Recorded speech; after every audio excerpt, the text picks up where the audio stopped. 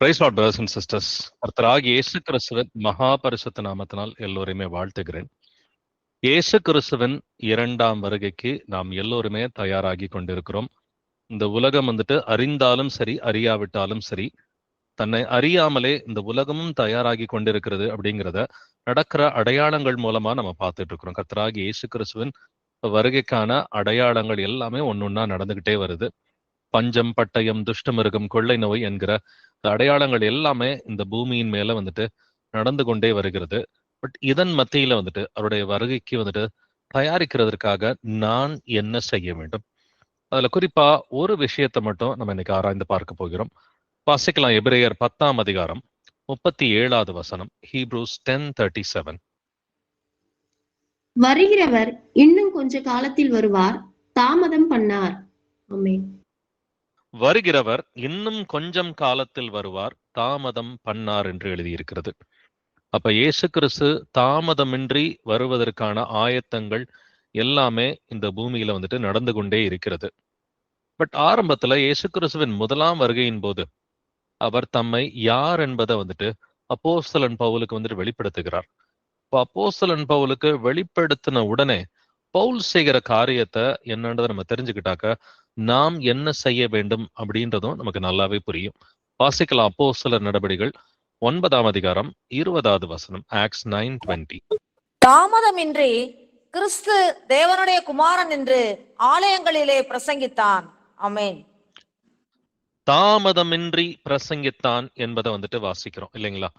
அப்ப இயேசு கிறிஸ்து யார் என்று தாமதமின்றி பிரசங்கம் பண்ணா அப்படின்றத நம்ம படிக்கிறோம் அப்படின்னு சொன்னாக்க, நாம் தாமதமின்றி இயேசு கிறிஸ்துவை குறித்து நாம் ஒருவரோடு ஒருவர் நாம் போதித்து புத்தி சொல்லி கொண்டு இருக்கிறோமா? 2000 வருஷத்துக்கு முன்னாடியே தாமதமின்றி அவர் போதித்தார் அப்படிங்கிறத பாக்குறோம். இப்ப நம்ம இயேசு கிறிஸ்துவின் வருகைக்கான அந்த விளிம்புல இருக்கிறோம். அந்த கடைசி ஒரு சில ஆண்டுகள்ல இருக்கிறோம். அப்படின்னா நாம தாமதமின்றி இயேசு கிறிஸ்துவை குறித்து நாம் அறிக்கை செய்து கொண்டிருக்கிறோமா? ஏன்னா அதை போதிக்கிறோம்னு சொல்றதை விட இதுல அடிப்படையான விஷயம், இயேசு கிறிஸ்துவுக்கு நம் சாட்சி கொடுக்க வேண்டும். அவரை குறித்து அறிக்கை செய்கிற பிள்ளைகளா நம்ம இருக்கணும். அப்ப தினம்தோறும் இயேசு கிறிஸ்துவின் வசனங்களை குறித்து நம்ம தாமதமின்றி அறிக்கை செய்கிற பிள்ளைகளா இருக்கிறோமா? டெய்லி நீங்க யார் யாரை சந்திக்கிறீங்களோ அவங்கள்ட்ட அறிக்கை பண்றீங்களா? வாசிக்கலாம். ரோமர் 14ஆம் அதிகாரம் 11வது வசனம். ரோமன்ஸ் 14:11. அந்தபடி முழங்கால் யாவும் எனக்கு முன்பாக முடங்கும், நாவு யாவும் தேவனை அறிக்கை பண்ணும் என்று என் ஜீவனை கொண்டு உரைக்கிறேன் என்பதாய் கர்த்தர் சொல்லுகிறார் என்று எழுதியிருக்கிறது. ஆமென். முழங்கால் யாவும் எனக்கு முன்பாக முடங்கும், நாவு யாவும் தேவனை அறிக்கை பண்ணும். இது எல்லாமே ஏசாயா புஸ்தகத்துல எழுதியிருக்கிற ஒரு வசனம். அதைத்தான் அப்போஸ்தலன் பவுல் ரோமர்ல இங்க கோட் பண்றார். நாவு யாவும் தேவனை அறிக்கை பண்ணும் என்று கர்த்தர் சொல்லுகிறார் என்று எழுதியிருக்கிறது. அப்ப கர்த்தர் யார் என்பது நம்ம எல்லாருக்குமே நல்லா தெரியும். கர்த்தராகி இயேசு கிறிஸ்து அப்படின்ற அந்த வார்த்தைகள் புதிய ஏற்பாட்டுல நிறைய இடத்துல இயேசு கிறிஸ்துவை கர்த்தர் என்று வசனத்தில் எழுதியிருக்கிறது. பழைய ஏற்பாட்டுல பிதாவாகிய தேவனை நாம் கர்த்தர் என்று அழைக்கிறோம். கர்த்தர் என்றால் என்ன? கர்த்தர் என்றால் யகோவா என்பதுதான் அதனுடைய அர்த்தமாக இருக்கிறது. எபிரேய பாஷையில யகோவான்னு சொல்லி அவருடைய கர்த்தருடைய நாமம் எழுதப்பட்டிருக்குது. அது எல்லாமே நமக்கு தமிழ்ல மொழிபெயர்க்கும் பொழுது கர்த்தர் அப்படின்னு சொல்லிதான் எழுதப்பட்டிருக்குது. அப்படி இருக்கிறப்ப இயேசு கிறிஸ்து தான் யகோவா தேவனாக இருக்கிறார் அப்படின்னு சொல்லி நம்ம அறிக்கை பண்றோமா? அதை நம்ம ஏற்கனவே நம்ம விசுவாசிக்கிற பிள்ளைகளா இருக்கிறோம். நம்ம ஏற்கனவே இயேசு கிறிஸ்துவின் நாமத்தினால ஞானஸ்தானம் எடுத்த பிள்ளைகளா இருக்கிறோம். இதை வெளியில அறிக்கை செய்கிற பிள்ளைகளாகவும் நம்ம இருக்கணும்ன்றதான் கர்த்தர் விரும்புறாரு. வாசிக்கலாம். ரோமர் 10ஆம் அதிகாரம் வசனங்கள் 9 முதல் 10 வசனங்கள். Romans chapter 10 verses 9 to 10. என்னவென்றால், கர்த்தராகிய இயேசுவை நீ உன் வாயினாலே அறிக்கையிட்டு தேவன் அவரை மரித்தோரிலிருந்து எழுப்பினார் என்று உன் இருதயத்திலே விசுவாசித்தால் ரட்சிக்கப்படுவாய். நீதி உண்டாக இருதயத்திலே விசுவாசிக்கப்படும், ரட்சிப்புண்டாக வாயினாலே அறிக்கை பண்ணப்படும். ஆமென். கர்த்தராகிய இயேசுவை நீ உன் வாயினாலே அறிக்கையிட்டு அவரை தேவன் மரித்தோரிலிருந்து எழுப்பினார் என்று உன் இருதயத்திலே விசுவாசித்தால் ரட்சிக்கப்படுவாய். இருதயத்துல விசுவாசித்தால் மட்டும் பத்தாது, நாவினால் அறிக்கை செய்கிற பிள்ளைகளா இருக்கணும் இல்லைங்களா? எதற்காக நம்ம இந்த 2 காரியத்தை செய்யணும்? நீதி உண்டாக இருதயத்தில் விசுவாசிக்கப்படும், ரட்சிப்புண்டாக வாயினாலே அறிக்கை பண்ணப்படும். நீங்க இருதயத்துல விசுவாசிங்கன்னா உங்களுக்கு நீதி இருக்குதுன்னு அர்த்தம். வாயினால அறிக்கை பண்ணாதான் உங்களுக்கு ரட்சிப்பு உண்டாகும் என்று எழுதியிருக்கிறது. அப்ப கர்த்தராகி இயேசுவை உன் வாயினாலே அறிக்கை செய்யணும். அப்ப அவர் யாரு? அவர் கர்த்தர் என்பதை நாம் அறிக்கை செய்கிற பிள்ளைகளா இருக்கணும். இயேசு கிறிஸ்துவை குறித்து தினம்தோறும் வீட்டுல யாருக்கிட்டையாவது பேசுற பிள்ளைகளா நம்ம இருக்கணும். அவரை குறித்து ஒரு நாள் கூட நம்ம யார்கிட்டையும் நம்ம பேசல, அவருடைய வசனங்களை வந்துட்டு யாருக்கிட்டையுமே நம்ம பேசல அப்படின்னு சொன்னா நம்ம கிட்டதான் ஏதோ ஒரு பிரச்சனை இருக்குதுன்னு சொல்லி அர்த்தம். வாசிக்கலாம் ரோமர் 10ஆம் அதிகாரம் வசனம் 8. ரோமன்ஸ் 10:8. இந்த வார்த்தை உனக்கு சமீபமாய் உன் வாயிலும் உன் இருதயத்திலும் இருக்கிறது என்றும் சொல்லுகிறது. இந்த வார்த்தை நாங்கள் பிரசங்கிக்கிற விசுவாசத்தின் வார்த்தையே. ஆமேன். நம்ம அறிக்கை பண்றதுக்கு ரொம்ப கஷ்டப்பட வேண்டாம்னு சொல்லி கர்த்தர் சொல்றாரு இல்லைங்களா? இந்த வார்த்தை உனக்கு சமீபமாய் உன் வாயிலும் உன் இருதயத்திலும் இருக்கிறது. எங்கெங்க இருக்குது இந்த வார்த்தை? பைபிள்ல படிச்ச வசனங்கள 4 வசனமாவது நமக்கு தெரியும். இப்ப இருதயத்துல வசனங்கள் இருக்குது, அது வாயில பேசுறது ரொம்ப சுலபம். ஒரு நாளைக்கு 15,000 20,000 வார்த்தைகள் நம்ம பேசுறோம். இப்ப அதுல வந்துட்டு கொஞ்சமாச்சு நம்ம கர்த்தராகி இயேசு கிறிஸ்துவை குறித்து சாட்சி கொடுக்கிற பிள்ளைகளா இருக்கிறோமா? குடும்பத்தார்கிட்ட வந்துட்டு வேத வாக்கியங்களை குறித்து கொஞ்சம் வெக்கப்படாம நம்ம பேசுறோமா? நான் பைபிளை பத்தி பேசினாக்க அது ஒரு கூச்சமான ஒரு காரியம்னு சொல்லி இன்னமும் பல கிறிஸ்தவர்கள் நினைக்கிறாங்க. வீட்டுல கணவன் மனைவி பிள்ளைகளா பேசிக்கிறதுக்கு, இல்ல சொந்தக்காரவங்க நண்பர்கள்ட்ட எல்லாம் வந்துட்டு வசனத்தை குறித்து பேசுறதுக்கு ஒரு சில கிறிஸ்தவர்கள் வெக்கப்படுறவங்க இன்னமும் இருக்குதான் வந்துட்டு செய்யறாங்க. இன்ஃபேக்ட் சொல்ல போனா மெஜாரிட்டி வசனங்களை குறித்து பேசுறதுக்கு வெட்கப்படுகிற கிறிஸ்தவர்களா தான் வந்துட்டு இருக்கிறாங்க. பட் இந்த வார்த்தை ரொம்ப பக்கத்துலதான் இருக்குது, இருதயத்துல இருக்குது, நாவல இருக்குது. அறிக்கை பண்றது ரொம்ப சுலபமான ஒரு காரியம்னு கர்த்தர் சொல்றாரு. வாசிக்கலாம் லூக்கா 12ஆம் அதிகாரம் 8வது வசனம். லூக் 12:8. அன்றியும் நான் உங்களுக்கு சொல்லுகிறேன், மனுஷர் முன்பாக என்னை அறிக்கை பண்ணுகிறவன் எவனோ அவனை மனுஷகுமாரனும் தேவதூதர் முன்பாக அறிக்கை பண்ணுவார். ஆமேன்.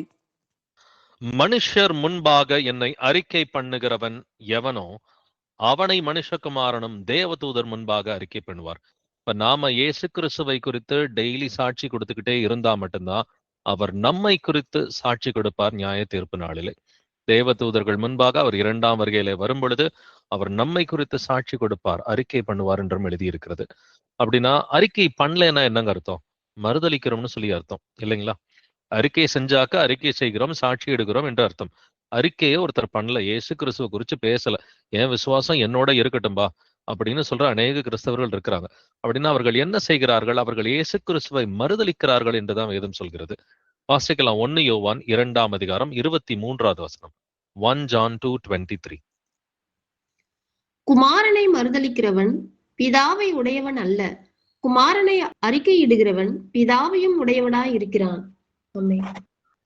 குமாரனை அறிக்கை செஞ்சா அவன்கிட்ட பிதாவும் இருப்பார், நானும் பிதாவும் அவனுடைய வந்து அவனுக்குள் வாசம் பண்ணுவோம் என்று நமக்கு யோவான் 14ஆம் அதிகாரத்துல எழுதியிருக்குது. இப்ப பிதாவும் குமாரனும் நமக்குள்ளார எப்படி வாசம் பண்ணுகிறார்? வந்துட்டு ஆவியாக இருக்கிறார். நமக்குள்ளார ஒரு ஆவிதான் செயல்படுது.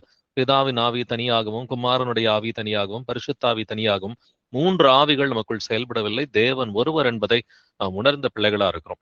அப்படின்னாக்க குமாரனை அறிக்கை இடுகிறவன் பிதாவையும் உடையவனாய் இருக்கிறான், குமாரதனை மறுதலிக்கிறவன் பிதாவை உடையவன் அல்ல. அப்ப இயேசு கிறிஸ்துவ வந்துட்டு பத்தி நம்ம வெளியில பேசலன்னு சொன்னாக்க அவரை வந்துட்டு மறுதலிக்கிறோம்னு சொல்லிதான் அர்த்தம். ஒரு எக்ஸாம்பிளுக்கு ஒருத்தர் 3 மாசமா இயேசு கிறிஸ்துவ குறிச்சு யாருக்கிட்டையுமே பேசல அப்படின்னு சொன்னா அவர் இயேசு கிறிஸ்துவை மறுதலிக்கிறார், பிதாவின் ஆவி அவர்கிட்ட இருக்காதுன்னு சொல்லி வேதம் சொல்கிறது. அப்ப ரொம்ப கேர்ஃபுல்லா இருக்கணும். இயேசு கிறிஸ்துவை குறித்து சாட்சி எடுகிற காரியத்தில், அவரை குறித்து அறிக்கை எடுகிற காரியத்துல ரொம்ப ஜாக்கிரதையா இருக்கணும். வாசிக்கலாம் யோவான் 5ஆம் அதிகாரம் 23வது வசனம். குமாரனை கணம் பண்ணாதவன் அவரை அனுப்பின பிதாவையும் கணம் பண்ணாதவனாய் இருக்கிறான். ஆமேன். குமாரனை கணம் பண்ணாதவன் அவரை அனுப்பின பிதாவையும் கணம் பண்ணாதவனா இருக்கிறான். அப்ப எப்படி வந்துட்டு கணம் பண்ணணுமா? பிதாவை கணம் பண்ணுகிறது போல குமாரனையும் கணம் பண்ண வேண்டும் என்று நமக்கு எழுதி இருக்கிறது. அப்ப இயேசு கிறிஸ்துவை கணம் பண்ணுகிற பிள்ளைகளா நம்ம இருக்கணும்னு சொன்னாக்க டெய்லி வந்துட்டு அவரை குறித்து சாட்சி கொடுத்து கொண்டே இருக்க வேண்டும். அவரை குறித்து பேசுறதுக்கு வந்துட்டு நிறைய காரியங்கள் இருக்குது. அவரை குறித்து எழுதுனாக்க இந்த புஸ்தகங்கள்லாம் உலகமே கொல்லாது என்று நமக்கு யோவான் சொல்லி கொடுக்கிறார். உடனே இயேசு கிறிஸ்துவை குறித்து பேசுவதற்கு நிறைய காரியங்கள் இருக்குது. அதுல ஏதாவது ஒரு 2 விஷயத்தையாவது டெய்லி அறிக்கை செய்கிற பிள்ளைகளா நம்ம இருக்கணும். வாசிக்கலாம் யோவான் 8ஆம் அதிகாரம் 19வது வசனம். John 8:19. அப்பொழுது அவர்கள், உம்முடைய பிதா எங்கே என்றார்கள். இயேசு பிரதியுத்தரமாக, என்னையும் அறியீர்கள், என் பிதாவையும் அறியீர்கள். நீங்கள் என்னை அறிந்தீர்களானால் என் பிதாவையும் அறிவீர்கள் என்றார். ஆமென். என்னையும் அறியீர்கள், என் பிதாவையும் அறியீர்கள். நீங்கள் என்னை அறிந்தீர்களானால் என் பிதாவையும் அறிவீர்கள். சோ என்னாலன்றி ஒருவனும் பிதாவினிடத்தில் வரான் என்று இயேசு கிறிஸ்து சொல்லி இருக்கிறார். அந்த வசனங்களுக்குரிய விளக்கங்கள் தான் வந்துட்டு இது. அப்ப என்னாலன்றி ஒருவனும் பிதாவினிடத்தில் வரான் அப்படின்னா இயேசு கிறிஸ்துவின் மூலமா தான், அந்த மனித அவதாரத்தின் மூலமா தான் பிதாவிடம் நாம் சென்று அடைய முடியும். பிதாவின் ஆவியை உடைய பிள்ளைகளா நம்மளால இருக்க முடியும். அப்ப தேவன் மாம்சத்துல வெளிப்பட்டார். எந்த தேவன் மாம்சத்துல வெளிப்பட்டார்? பழைய ஏற்பாட்டுல நம்ம பார்க்கிறது ஒரே ஒரு தேவன் தான், பிதாவாகிய தேவன் ஒருவரை தான் பார்க்கிறோம். பிதாவாகிய தேவன் மாம்சத்திலே வெளிப்பட்டார். அப்ப அந்த பிதாவாகிய தேவனுடைய அன்பை வந்துட்டு ருசிக்கிற பிள்ளைகளா நம்ம இருந்தோம்னு சொன்னாக்க நம்ம வந்துட்டு இயேசு கிறிஸ்துவுக்கு சாட்சி கொடுக்கிற பிள்ளைகளா இருப்போம். ஏன்னா இயேசு கிறிஸ்துவை அறியீர்கள் அப்படின்னு சொல்லி அவர் சொல்றாரு. என்ன அறியலைனாக்க நீங்க பிதாவையும் அறிய முடியாது. நீங்கள் என்னை அறிந்திருந்தீர்களானால் என் பிதாவையும் அறிவீர்கள். இயேசு கிறிஸ்து யாருன்னு தெரிஞ்சாதான் பிதா யாருன்றதை நம்மளால உணர முடியும். சோ இயேசு கிறிஸ்து தெளிவாவே யோவான் 14:6 சொல்றாரு, என்னாலே அல்லாமல் ஒருவனும் பிதாவினிடத்தில் வரான் என்று நமக்கு எழுதி இருக்கிறது. யோவான் 10:30 நம்ம எல்லாருக்குமே நல்லா தெரிந்த வசனம் வந்துட்டு, நானும் பிதாவும் ஒன்றாய் இருக்கிறோம் என்று இயேசு கிறிஸ்து வந்துட்டு சொல்றார். இப்ப நானும் பிதாவும் ஒன்றாய் இருக்கிறோம்னா இயேசு கிறிஸ்துவ அங்கீகரிச்சா மட்டும்தான், இவர் தான் உலக ரட்சகர், இயேசு கிறிஸ்து தான் வந்துட்டு பிதாவாகிய தேவன் குமாரன் வடிவில வந்தாரு, தேவன் ஒருவர் தான், நானும் பிதாவும் ஒன்றாய் இருக்கிறோம் அப்படின்றத இயேசு கிறிஸ்து சொன்னாரு அப்படின்றதெல்லாம் அங்கீகரிச்சு இயேசு கிறிஸ்துவின் நாமத்தினால ஞானஸ்நானம் எடுத்தாதான் முதலாவது பாவங்கள் கழுவப்படும், பரிசுத்தாவின் கிருபை வரங்களை வந்துட்டு நம்மால் பெற முடியும். அப்ப இதெல்லாம் விசுவசிக்காதவர்களுக்கு பாத்தீங்கன்னாக்கா பரிசுத்தாவின் கிருபை வரங்கள் இருக்காது. பட் அடிப்படையில மனம் திரும்புதல் என்று ஒன்று இருக்கிறது. இன்னைக்கு இயேசு கிறிஸ்துவை ஏத்துக்கிறவங்க பாத்தீங்கன்னா அநேகர் வந்துட்டு சில நன்மைகளுக்காக இயேசு கிறிஸ்துவை ஏத்துக்கிறவங்க இருக்கிறாங்க. வீட்டு சபைக்கு நம்ம வந்துட்டோம்னு சொன்னாக்க பிரச்சனை இல்லப்பா, யாரும் தசம பாகம் கேட்க மாட்டாங்க, காணிக்கை கேட்க மாட்டாங்க, எந்த பாஸ்டரும் கிடையாது, நம்மளை யாரும் ஒரு ஞாயிற்றுக்கிழமை வந்துட்டு கூடுகைக்கு வரலைன்னா திட்ட மாட்டாங்க, 2 வாரம் வராட்டியும் பிரச்சனை இல்லை, 4 வாரம் வராட்டியும் பிரச்சனை கிடையாது அப்படின்னு சொல்லி சுய லாபத்துக்காக வந்துட்டு நம்மோடு கூட சேருகிறவர்களும் இருக்கிறார்கள். இதை குறித்து வந்துட்டு வேதத்துல 1 யோவான் புத்தகத்துல கூட எழுதியிருக்குது. அவர்கள் நம்மை விட்டு பிரிந்து போனார்கள் சில லாபங்களுக்காக, உலக லாபங்களுக்காக, ஆசீர்வாதங்களுக்காக, ஃப்ரீயா இருக்கணும் அப்படின்றதுக்காக வந்து சேருகிறவர்கள் இருந்தாலும் கர்த்தருக்கு தெரியும் அவர் தம்முடையவர்களை அறிவார் என்று எழுதியிருக்கிறது. அடிப்படையா நம்ம இயேசு கிறிஸ்துவ வந்துட்டு பிதாவும் குமாரனும் ஒருவர் என்று கனம் பண்ணுகிற பிள்ளைகளா இருக்கும் பொழுது, மனம் திரும்பி ஞானஸ்நானம் எடுக்கும் பொழுது முதலாவது நம்முடைய பாவங்கள் மன்னிக்கப்படுகிறது. 2வது காரியம் வந்துட்டு அவர் வந்துட்டு நமக்கு பரிசுத்த ஆவியினுடைய கிருபை வரங்களை வந்துட்டு கொடுக்கிறார். இது எப்படி வெளிப்படும் அப்படின்னு சொன்னா, உங்களுக்கு ஆவியின் வரங்களும் இருக்கும், ஆவியின் கனியிலே நீங்க வளருகிற பிள்ளைகளா இருப்பீங்க. அப்ப ஆவியின் கனியில வளர்றீங்கன்னா உங்க குடும்பத்துல எத்தனை பேர் இருக்கிறீங்களோ, ஒரு குடும்பத்துல 2 பேர் இருக்கலாம், ஒரு குடும்பத்துல 4 பேர் இருக்கலாம், எத்தனை பேர் நீங்க இருந்தாலும் அந்த குடும்பத்துல இருக்கிற நபர்கள் எல்லாம் வந்துட்டு நீங்க ஒன் மைண்ட்ல வந்துட்டு வருவீங்க. அப்படி இல்லைன்னாக்க இயேசு கிறிஸ்துவை குறித்து நம்ம சாட்சியிடுறதுக்கு மிஞ்சி போனா என்னங்க நடக்கும்? இயேசு கிறிஸ்துவை குறித்து நீங்க குடும்பத்தார்கிட்ட சாட்சியிட்டீங்கன்னா என்ன பண்ணுவாங்க? அடிப்பாங்களா? திட்டுவாங்களா? இல்ல வந்துட்டு வீட்டை விட்டு துரத்துவாங்களா? இல்ல வந்துட்டு வேற என்ன பண்ணுவாங்க? கொலை பண்ணுவாங்களா? அப்ப ஜீவகாலம் எல்லாம் மரண பயத்துல இருந்தவர்களை விடுவிக்கிறதுக்காக தான் இயேசு கிறிஸ்து மாம்சத்தோடும் இரத்தத்தோடும் இந்த பூமிக்கு வந்தார் என்று எழுதியிருக்கிறது இல்லைங்களா? முதலாவது காரியம், இயேசு கிறிஸ்துவுக்கு பயந்தோம்னு சொன்னா வேற எதுக்கும் பயப்படவே வேண்டாம். நீங்க இயேசு கிறிஸ்துவுக்கு பயப்படலன்னு சொன்னா எல்லாருக்கும் பயப்படுவீங்க. கணவனுக்கு பயப்படுவீங்க, மனைவிக்கு பயப்படுவீங்க, அப்பா அம்மா அண்ணன் தம்பி சொந்தக்காரன் எல்லாருக்கும் பயப்படுவாங்க, இல்ல இருட்டுக்கு பயப்படுவாங்க, பிசாசுக்கு பயப்படுவாங்க. எதிர்காலத்தை குறித்த ஒரு பயம். இயேசு கிறிஸ்துவுக்கு மட்டும் பயப்படுகிறவர்கள் வேறு எதை குறித்தும் பயப்பட மாட்டார்கள். இப்ப முதலாவது காரியமா பயப்படாம இயேசு கிறிஸ்துவை குறித்து சாட்சி கொடுக்கிற பிள்ளைகளா இருக்கணும். நம்முடைய ஜீவன் கர்த்தர் கொடுத்த ஜீவனா இருக்கிறது. அப்ப அவரை குறித்து சாட்சி கொடுக்கணும்னு சொன்னாக்க இயேசுவும் பிதாவும் ஒருவர் என்பதை குறித்து நம்ம அடிப்படையில உணர்ந்து சாட்சி கொடுக்கிற பிள்ளைகளா வந்துட்டு நம்ம இருக்கணும்னு சொல்லி கர்த்தர் விரும்புறார். அதுக்கான ரீசனை நம்ம பார்க்கலாம். யோவான் 14ஆம் அதிகாரம் 9வது வசனம் வாசிக்கலாம். ஜான் 14:9. அதற்கு இயேசு, பிலிப்புவே, இவ்வளவு காலம் நான் உங்களுடனே கூட இருந்தும் நீ என்னை அறியவில்லையா? என்னை கண்டவன் பிதாவை கண்டான். அப்படி இருக்க பிதாவை எங்களுக்கு காண்பியும் என்று நீ எப்படி சொல்லுகிறாய்? என்னை கண்டவன் பிதாவை கண்டான் என்று இயேசு கிறிஸ்து சொல்றார். அப்ப இவ்வளவு நாளா நீ என் கூட இருந்தோம், நான் யாருன்னே உனக்கு தெரியலையா? தேவன் மாம்சத்திலே வெளிப்பட்டார் என்பதை இயேசு கிறிஸ்து இங்க ஓப்பனா அப்பட்டமா வந்துட்டு சொல்றார். என்னை கண்டவன் பிதாவை கண்டான், நானும் பிதாவும் ஒன்றாய் இருக்கிறோம். 7வது வசனத்துல இதே யோவான் 14:7 வந்துட்டு இது முதல் நீங்கள் அவரை அறிந்தும் அவரை கண்டும் இருக்கிறீர்கள் அப்படின்னு சொல்லி இயேசு கிறிஸ்து சொல்றார். அப்ப நீங்க பிதாவை பார்த்துட்டீங்க, நீங்க பிதாவை அறிஞ்சிட்டீங்க, பிதாவை பார்த்துட்டீங்கன்னு சொல்லி சொல்றார். இயேசு கிறிஸ்து உயிர்த்த பிறகு கூட அவர் பரலோகத்துல போய் பிதாவின் வலது பாரிசத்திலே வீற்றிருக்கிறார் என்று எழுதி இருக்கிறது. பிதாவின் வலது பாரிசம் என்பது அது பிதாவினுடைய சிங்காசனத்துக்கு இன்னொரு பேர் தான் பிதாவின் வலது பாரிசம். பரலோகத்துல ஒரே ஒரு சிங்காசனம் தான் இருக்குது, அதுல ஒருவர் வீற்றிருக்கிறார், இயேசு கிறிஸ்து தான் அங்கே வீற்றிருக்கிறார் என்று வேதத்தில் எழுதி இருக்கிறது.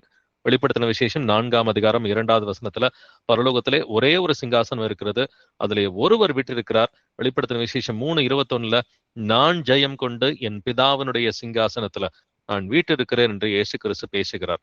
அப்ப இயேசு கிறிஸ்து வீற்றிருப்பதே பிதாவினுடைய சிங்காசனம் தான். அவர் ஒரு ஓரமாலாம் உட்கார்ந்து இல்லை, இன்னொரு சிங்காசனத்துல உட்கார்ந்துகிட்டு இல்லை. சோ தேவன் மாம்சத்துல வெளிப்பட்டு வந்ததுனால தேவன் 2 பேரா மாறிட முடியாது. சோ ஒரு சிலர் பாத்தீங்கன்னா ஞானம் இல்லாம கேள்விகளை கேட்பாங்க. என் பிரதர் இப்ப இது ஒரு பாஸ்டரை கேள்வி கேட்டார், பரலோகத்துல இருந்து பிதா இறங்கி பூமிக்கு வந்துட்டாருன்னு சொன்னா இப்ப பரலோகத்தை யாரு பாத்துக்கிட்டா? அப்ப பரலோகத்துல இருந்து தேவனால ஒரே நேரத்துல 2 இடத்துல இருக்க முடியாதா? அவர் என்ன மனிதனா? ஒரே ஒரு இடத்துல இருக்கிறதுக்கு தேவன் என்ன மனிதனா? தேவன் ஆவியா இருக்கிறார். அவரை தொழுது கொள்கிறவர்கள் ஆவியோடும் உண்மையோடும் அவரை தொழுது கொள்ள வேண்டும். உம்முடைய ஆவிக்கு நீங்களாக நான் எங்கே ஓட முடியும்? நான் பரலோகத்திற்கு சென்றாலும் நீர் அங்கே இருக்கிறீர், நான் பாதாளத்திற்கு சென்றாலும் நீர் அங்கே இருக்கிறீர். நான் எங்க போனாலும் உம்முடைய ஆவியிடமிருந்து என்னால் தப்ப முடியாதுன்னு சொல்லி தாவீது சங்கீத புஸ்தகத்துல எழுதி வச்சிருக்கிறான். அப்ப தேவனுடைய ஆவி வானத்தையும் பூமியும் நிரப்புகிறது என்று எழுதி இருக்கிறது. அப்ப தேவன் ஆவியா இருக்கிறார் அப்படின்னு சொன்னா அவர் பூமிக்கு வந்தாலும் அவரால் பரலோகத்திலையும் இருக்க முடியும், அவரால் பூமியிலையும் இருக்க முடியாது. அதனாலதான் இயேசு கிறிஸ்து யோவான் 3:13 சொல்றாரு, பரலோகத்திலிருந்து இறங்கினவரும் பரலோகத்தில் இருக்கிறவருமான மனுஷகுமாரனை அல்லாமல் பரலோகத்துக்கு ஏறினவன் ஒருவனும் இல்லை என்று எழுதியிருக்கிறது. அப்ப இயேசு கிறிஸ்துவை கர்த்தர் என்று அறிக்கை செய்கிற பிள்ளைகளா நம்ம இருக்கணும். கர்த்தர்னா என்ன அர்த்தம்? இவர் தான் பிதாவாகிய தேவன், இவர் தான் யெகோவா தேவன் என்று அறிக்கை செய்கிற பிள்ளைகளா இருக்கணும். வாசிக்கலாம் 1 யோவான் 4ஆம் அதிகாரம் 2வது வசனம். 1 John 4:2. தேவ ஆவியை நீங்கள் எதனாலே அறியலாம் என்றால் மாம்சத்தில் வந்த இயேசு கிறிஸ்துவை அறிக்கை பண்ணுகிற எந்த ஆவியும் தேவனால் உண்டாயிருக்கிறது. ஆமென். மாம்சத்தில் வந்த இயேசு கிறிஸ்துவை அறிக்கை பண்ணுகிற எந்த ஆவியும் தேவனால் உண்டாயிருக்கிறது. அப்ப இயேசு கிறிஸ்துவை அறிக்கை பண்ணணும்னா எப்படி அறிக்கை பண்ணணும்? நமக்கு 2 கொரிந்தியர் 4:5 சொல்கிறது, கிறிஸ்து இயேசுவை கர்த்தர் என்று அறிக்கை செய்ய வேண்டும். இல்லைங்களா? கர்த்தர்னா இவர் தான் பிதா என்று அறிக்கை செய்கிற பிள்ளைகளா இருக்கும். மாம்சத்தில் வந்த இயேசு கிறிஸ்துவை அறிக்கை செய்கிற பிள்ளைகளாக நாம் இருக்க வேண்டும். அப்ப 3வது வசனம் 1 யோவான் 4:3 வாசிக்கும் பொழுது, மாம்சத்தில் வந்த இயேசு கிறிஸ்துவை அறிக்கை பண்ணாத எந்த ஆவியும் தேவனால் உண்டானது அல்ல. வரும் என்று நீங்கள் கேள்விப்பட்ட அந்தி கிறிஸ்துவனுடைய ஆவி அதுவே. தேவன் மாம்சத்திலே வெளிப்பட்டார் அப்படிங்கிறது பெருவாரியான கிறிஸ்தவர்களுக்கு இன்னைக்கு தெரியாம தான் இருக்குது. ஆனாலும் இத 2000 வருஷமா உணர்ந்த அந்த இயேசு கிறிஸ்துவின் உண்மையான மனவாட்டி சபை எப்பொழுதுமே இருக்கிறது. இது ஒரு அன்புரோக்கன் செயின். நாம திடீர்னு நேத்து முளைச்செல்லாம் வரல.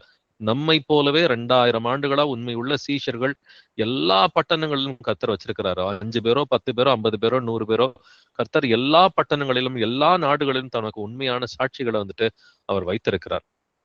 அப்படின்னா இயேசு கிறிஸ்துவை நாம் கர்த்தர் என்று அறிக்கை செய்கிற பிள்ளைகளா இருக்கணும். வாசிக்கலாம் 2 யோவான் 1 அதிகாரம் 7வது வசனம். 2 John 1:7. மாமிசத்தில் வந்த இயேசு கிறிஸ்துவை அறிக்கை பண்ணாத அநேக வஞ்சகர் உலகத்திலே தோன்றி இருக்கிறார்கள். இப்படிப்பட்டவனே வஞ்சகனும் அந்தி கிறிஸ்துவுமாய் இருக்கிறான். ஆமென். ஆமென். மாம்சத்தில் வந்த இயேசு கிறிஸ்துவை அறிக்கை பண்ணாத அநேக வஞ்சகர் உலகத்திலே தோன்றி இருக்கிறார்கள். இவர்கள் தான் அந்தி கிறிஸ்துவின் ஆவியை உடையவர்கள் என்று வேதத்தில் எழுதியிருக்கிறது. அப்ப பிதா அவரு குமாரனா வெளிப்படல, குமாரனா வந்தவர் வேற ஒருத்தர், தேவன் ஒருத்தர் கிடையாது, தேவன் 2 பேர் இல்ல, இயேசு கிறிஸ்து தேவனே அல்ல அப்படின்னு சொல்ற வஞ்சகர்கள்லாம் இந்த உலகத்துல இருக்கிறாங்க. அது அந்தி கிறிஸ்துவின் ஆவி என்று வேதத்தில் எழுதியிருக்கிறது. நாம் இயேசு கிறிஸ்துவை எப்படி அறிக்கை செய்ய வேண்டும் அப்படிங்கிறத புரிஞ்சுக்கிறதுக்கு நம்ம ஒரு சில வசனங்களை வாசிக்கலாம். 2 கொரிந்தியர் 4ஆம் அதிகாரம் 5வது வசனம் வாசிக்கலாம். 2 Corinthians 4:5. நாங்கள் எங்களையே பிரசங்கியாமல் கிறிஸ்து இயேசுவை கர்த்தர் என்றும் எங்களையோ இயேசுவின் நிமித்தம் உங்கள் ஊழியக்காரன் என்றும் பிரசங்கிக்கிறோம். நாங்கள் எங்களையே பிரசங்கியாமல் கிறிஸ்து இயேசுவை கர்த்தர் என்று நாங்கள் பிரசங்கிக்கிறோம். இன்னைக்கு அநேக போதவர்கள் தங்களை பத்தி தான் பிரசங்கிக்கிறாங்க. அதைத்தான் இங்க ஆவியானவர் எழுதியிருக்கிறார். தன்னை பத்தி தான் குடும்பத்தை பத்தி தான் பேசிட்டு இருக்கிறாங்க. நாங்கள் எங்களையே பிரசங்கியாமல் கிறிஸ்து இயேசுவை கர்த்தர் என்று நாங்கள் பிரசங்கிக்கிற பிள்ளைகளாய் இருக்கிறோம். அப்ப கிறிஸ்து இயேசுவை வந்துட்டு என்ன சொல்லணும்? கர்த்தர் என்று, அதாவது பிதா என்று பிரசங்கிக்கிற பிள்ளைகளா வந்துட்டு இருக்கணும். வாசிக்கலாம் பிலிப்பியர் 2:11. Philippians 2:11. பிதாவாகிய தேவனுக்கு மகிமையாக இயேசு கிறிஸ்து கர்த்தர் என்று நாவுகள் யாவும் அறிக்கை பண்ணும்படிக்கும் எல்லா நாமத்திற்கும் மேலான நாமத்தை அவருக்கு தந்தருளினார். ஆமென். ஆமென். பிதாவாகிய தேவனுக்கு மகிமையாக, பிதாவை மகிமைப்படுத்தணும்னா நம்ம என்னங்க பண்ணணும்? இயேசு கிறிஸ்துவை கர்த்தர் என்று எந்த நாவும் அறிக்கை செய்ய வேண்டும். கர்த்தர்னாக்க யெகோவா, அதாவது பிதா என்று அறிக்கை செய்ய வேண்டும். இது அறிக்கை பண்ணா யார் இங்கே மகிமைப்படுவா? பிதாவாகிய தேவனுக்கு மகிமையாக என்று எழுதி இருக்கிறது இல்லைங்களா? பிதா மகிமைப்படுவார். இயேசு கிறிஸ்துவை கர்த்தர் என்று நாம் சொல்லும் பொழுது பிதாவாகிய தேவன் மகிமைப்படுவார் என்று வேதத்தில் எழுதியிருக்கிறது. எல்லா நாமத்திற்கும் மேலான நாமம் இயேசு என்கிற அந்த பரிசுத்த நாமமாய் இருக்கிறது. வாசிக்கலாம் 1 கொரிந்தியர் 12:3. 1 Corinthians 12:3. ஆதலால் தேவனுடைய ஆவியினாலே பேசுகிற எவனும் இயேசுவை சபிக்கப்பட்டவன் என்று சொல்ல மாட்டான் என்றும், பரிசுத்த ஆவியினாலே அன்றி இயேசுவை கர்த்தர் என்று ஒருவனும் சொல்லக்கூடாது என்றும் உங்களுக்கு தெரிவிக்கிறேன். ஆமென். பரிசுத்த ஆவி இருந்தா மட்டும்தான் இயேசு கிறிஸ்துவை கர்த்தர்னு சொல்ல முடியும். பரிசுத்த ஆவி இல்லைனாக்க இயேசு கர்த்தர்ன்றது யாருக்குமே வந்துட்டு தெரியாது. அப்ப இயேசு கிறிஸ்துவை கர்த்தர்னு சொல்லி யார் யாரெல்லாம் வெளியில அறிக்கை பண்றாங்களோ, இருதயத்துல வந்துட்டு நம்ம விசுவாசிச்சா மட்டும் பத்தாது. அறிக்கை பண்றதுன்னா வெளியில போய் போதிக்கிறது மட்டும் இல்லைங்க, சாட்சியோடு அறிக்கை செய்ய வேண்டும். அந்த குடும்பத்துல இருக்கிற ஒவ்வொருத்தர்ட்டையும் அந்த சாட்சி இருக்க வேண்டும். குடும்பத்துல ஒரு 2 பேர் 4 பேர் 6 பேர் இருக்கிறாங்கன்னு சொன்னாக்க எல்லாருக்கிட்டையுமே அந்த சாட்சி வெளிப்பட வேண்டும். வெறுமனே வந்துட்டு எனக்கு இயேசு கிறிஸ்து கர்த்தர்னு தெரியும், நான் இயேசு கிறிஸ்துவ நாமத்தினால ஞானஸ்நானம் எடுத்துட்டேன்னு சொல்லி சாட்சி இல்லாம இருக்கிறவங்களும் வந்துட்டு இருக்கதான் செய்யறாங்க. நம்ம அதுல ரொம்ப ஜாக்கிரதையாக இருக்கணும். அப்ப சாட்சி என்றால் என்ன? முதலாவது காரியம் வந்துட்டு மனம் திரும்புதலுக்குரிய கனிகள் நமக்கு வேண்டும். ஏழைகளுக்கு உதவி செய்வது, பசி இல்லாதவர்களுக்கு ஆகாரம் கொடுப்பது, ஆடை இல்லாதவர்களுக்கு ஆடை கொடுப்பது, மனம் திரும்புதலுக்கு ஏற்ற கனிகள். லூக்கா 3:8-14 எழுதியிருக்கிறது. 2வது விஷயம், ஆவியின் கனிகள்ல வந்துட்டு வளரணும். அன்பு, சந்தோஷம், சமாதானம், நீடிய பொறுமை, தயவு, நற்குணம், விசுவாசம், சாந்தம், இச்சையடக்கம். கலாத்தியர் 5:22-23 சொல்லப்பட்டபடி ஆவியின் கனிகளிலே வந்துட்டு வளருகிற பிள்ளைகளா வந்துட்டு இருக்கணும். கர்த்தரை அறிகிற அறிவிலே வந்துட்டு தொடர்ந்து வளர்ந்துகிட்டு அதன் பிறகு போய் வெளியில நம்ம சுவிசேஷம் அறிவிக்கிறோம். இயேசு கிறிஸ்துவை கர்த்தர்னு சொல்றோம்னு சொன்னாக்க அப்ப நிச்சயமா வந்துட்டு ஆவியானவர் நம்முடனே கூட இருந்து நமது கிருபையுள்ள வசனத்திற்கு சாட்சியாக அற்புதங்களும் அடையாளங்களும் உங்கள் கைகளினாலே செய்யும்படி அவர் அனுக்கிரகம் செய்வார் என்றும் நமக்கு வேதத்தில் எழுதி இருக்கிறது. இப்ப நம்ம இப்ப வாசிச்ச அந்த 3 வசனங்களையும் பார்த்தாக்க 2 கொரிந்தியர் 4:5 நாங்கள் எங்களையே பிரசங்கியாமல் கிறிஸ்து இயேசுவை கர்த்தர் என்று நாங்கள் பிரசங்கிக்கிறோம். இயேசு கிறிஸ்துவை வந்துட்டு பிதா என்று நாங்கள் பிரசங்கிக்கிறோம் என்று எழுதியிருக்கிறது. பிதாவை மகிமைப்படுத்தணும்னா என்ன செய்யணும்? பிலிப்பியர் 2:11 சொல்லுது, பிதாவாகிய தேவனுக்கு மகிமையாக இயேசு கிறிஸ்து கர்த்தர் என்று நாவுகள் யாவும் அறிக்கை பண்ண வேண்டும். 1 கொரிந்தியர் 12:3 வந்துட்டு பரிசுத்த ஆவியினாலே அன்றி இயேசுவை கர்த்தர் என்று ஒருவனும் சொல்லக்கூடாது என்றும் எழுதியிருக்கிறது. அப்படின்னாக்க அடிப்படையே தேவன் மாம்சத்துல வெளிப்பட்டது மிகப்பெரிய அன்பு. அதை காட்டிலும் மிகப்பெரிய அன்பு நமக்காக அவர் ஜீவனை கொடுத்தார் என்றும் எழுதியிருக்கிறது. பழைய ஏற்பாட்டுல இயேசு கிறிஸ்துவை எப்படி எழுதியிருக்கிறது அப்படிங்கிறத நம்ம தெரிஞ்சுக்கலாம். எரேமியா 23:வசனங்கள் 5-6 வரைக்கும் வாசிக்கலாம். Jeremiah chapter 23:5-6. இதோ நாட்கள் வரும் என்று கர்த்தர் சொல்லுகிறார். அப்பொழுது தாவீதுக்கு ஒரு நீதியுள்ள கிளையை எழும்ப பண்ணுவேன். அவர் ராஜாவாய் இருந்து ஞானமாய் ராஜரிகம் பண்ணி பூமியிலே நியாயத்தையும் நீதியையும் நடப்பிப்பார். அவர் நாட்களில் யூதா ரட்சிக்கப்படும், இஸ்ரவேல் சுகமாய் வாசம் பண்ணும். அவருக்கு இடும் நாமம் நமது நீதியாய் இருக்கிற கர்த்தர் என்பதே. ஆமென். ஆமென். அவருக்கு இடும் நாமம் நமது நீதியாய் இருக்கிற கர்த்தர் என்பதே. இங்க யார் இவர் அப்படின்னு சொல்லி கவனிச்சு பார்த்தாக்க, இதோ நாட்கள் வரும் என்று கர்த்தர் சொல்லுகிறார். அப்பொழுது தாவீதுக்கு ஒரு நீதி உள்ள கிளையை எழும்ப பண்ணுவேன் என்று எழுதியிருக்கிறது. இப்ப தாவீதின் கிளை என்பது இயேசு கிறிஸ்து என்பதை நாம் எல்லோருமே அறிவோம். அவர் தாவீதின் குமாரன் என்று அவர் அழைக்கப்பட்டார். தாவீதுக்கு ஒரு நீதி உள்ள கிளையை எழும்ப பண்ணுவேன். அவர் என்ன செய்வாரா? பூமியிலே நியாயத்தையும் நீதியையும் நடப்பிப்பார். அவருக்கு இடும் நாமம் நமது நீதியாய் இருக்கிற கர்த்தர் என்பதே. இந்த கிங் ஜேம்ஸ் பைபிள்ல போய் படிச்சு பாத்தீங்கன்னா இந்த என்டையர் ஃப்ரேஸ் வந்து கேபிட்டல் லெட்டர்ல எழுதப்பட்டிருக்கும். த லார்ட் ஆர் ரைச்சியஸ்னஸ் அப்படின்றது கேபிட்டல் லெட்டர்ல எழுதியிருக்கும். ஏன் இங்க லார்டுன்னு சொல்லி கேபிட்டல் லெட்டர்ல கிங் ஜேம்ஸ் பைபிள் எழுதியிருப்பாங்கன்னா, எங்கெங்கெல்லாம் யகோவா என்று எபிரேய பைபிள்ல எழுதப்பட்டிருக்குதோ அந்த எல்லா இடங்களும் கிங் ஜேம்ஸ் பைபிள்ல வந்துட்டு கேபிட்டல் லெட்டர்ல லார்ட் ஆர் ரைச்சியஸ்னஸ், யஹோவா சிதேக்கினோ அப்படின்னு சொல்லி ஹெபிரேய பாஷையில வந்துட்டு சொல்லுவாங்க. அப்ப நீதியா இருக்கிற கர்த்தர், இங்க இயேசு கிறிஸ்து தான் நீதியா இருக்கிற கர்த்தர், யெகோவா தேவன் இயேசு கிறிஸ்து தான் என்பதை எரேமியா எழுதியிருக்கிறார். தொடர்ந்து எரேமியால வாசிக்கலாம் 33ஆம் அதிகாரம் வசனங்கள் 14 முதல் 16 வரைக்கும். Jeremiah chapter 33 verses 14 to 16. இதோ நாட்கள் வரும் என்று கர்த்தர் சொல்லுகிறார். அப்பொழுது நான் இஸ்ரவேலின் குடும்பத்துக்கும் யூதாவின் குடும்பத்துக்கும் சொன்ன நல் வார்த்தையை நிறைவேற்றுவேன். அந்நாட்களிலும் அக்காலத்திலும் தாவீதுக்கு நீதியின் கிளையை முளைக்க பண்ணுவேன். அவர் பூமியிலே நியாயத்தையும் நீதியையும் நடப்பிப்பார். அந்நாட்களில் யூதா ரட்சிக்கப்பட்டு எருசலேம் சுகமாய் தங்கும். அவர் எங்கள் நீதியாய் இருக்கிற கர்த்தர் என்பது அவருடைய நாமம். ஆமென். ஆமென். இது இரண்டாம் வருகையை குறிக்கிற ஒரு வசனமாய் இருக்கிறது. அந்நாட்களிலும் அக்காலத்திலும், இந்த கடைசி நாட்கள் என்ன நடக்கும்? அந்நாட்களிலும் அக்காலத்திலும் தாவீதுக்கு நீதி உள்ள கிளையை முளைக்க பண்ணுவேன். அவர் பூமியிலே நியாயத்தையும் நீதியையும் நடப்பிப்பார். அந்நாட்களில் யூதா ரட்சிக்கப்பட்டு எருசலேம் சுகமாய் தங்கும். இப்பொழுது யூதா ரட்சிக்கப்பட்டிருக்குதா? யூதர்கள் ரட்சிக்கப்பட்டிருக்கிறாங்களா? நிச்சயமா இல்ல, இது வரைக்கும் இல்ல. எருசலேம் சுகமாய் இருக்குதா? எருசலேம் தத்தளிப்பின் பாத்திரமா இருக்கிறது, பாரமான கல்லாக இருக்கிறது இல்லைங்களா? வசனத்தின்படி தத்தளிப்பின் பாத்திரமாக தான் இருக்கிறது. அப்ப அந்நாட்களில இரண்டாம் வருகைக்கு பின்னாடி என்ன நடக்குமா? அவர் எங்கள் நீதியா இருக்கிற கர்த்தர் என்பது அவருடைய நாமம். த லார்ட் ஆர் ரைச்சியஸ்னஸ்.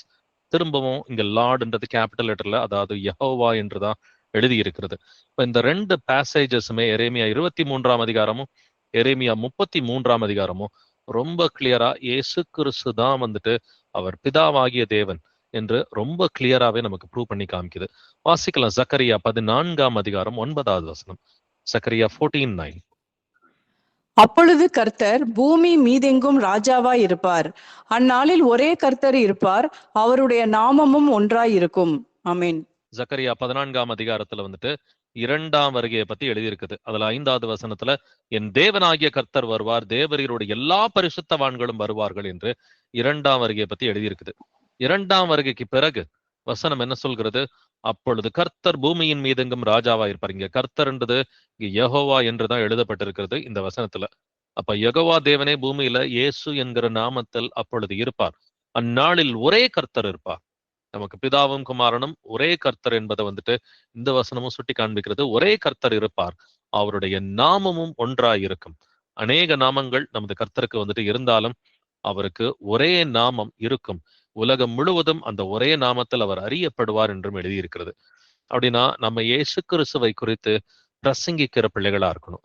அடிப்படையில வந்துட்டு தேவன் ஒருவர் என்பதுதான் வந்துட்டு அது அடிப்படையான ஒரு உபதேசமா இருக்கிறது. பிதாவாகிய தேவன் மாம்சத்திலே வெளிப்பட்டார். இதை வந்துட்டு நம்பாத எந்த ஆவியும் அந்தி கிறிஸ்துவின் ஆவியாக இருக்கிறது என்றும் வேதத்துல வந்துட்டு வாசிக்க கேட்டோம். வாசிக்கலாம் அப்போஸ்தலர் 5ஆம் அதிகாரம் 42வது வசனம். ஆக்ட்ஸ் 5:42. தினந்தோறும் தேவாலயத்திலேயும் வீடுகளிலேயும் இடைவிடாமல் உபதேசம் பண்ணி இயேசுவே கிறிஸ்துவென்று பிரசங்கித்தார்கள். தினம்தோறும் என்னங்க பண்ணாங்க? இடைவிடாமல் உபதேசம் பண்ணி இயேசுவே கிறிஸ்துவென்று பிரசங்கித்தார்கள். இயேசுவே கிறிஸ்துன்னு அர்த்தம் இயேசுதான் வந்துட்டு ரட்சகர். ஏன்னா அவங்க ஊர்ல இயேசுன்ற பேரு ரொம்ப காமனான பேர் தான். நிறைய பேருக்கு இயேசுன்னு சொல்லி வந்துட்டு அவங்க பேர்லாம் வச்சிருப்பாங்க. இப்ப அப்படி இருக்கிறப்ப நசரேனாகி இயேசு அப்படின்னு சொல்லிதான் வந்துட்டு பைபிள்ல சில இடங்கள் எழுதியிருக்கும். அவர் நசரேயத்துல இருந்ததுனால நசரேனாகி இயேசு.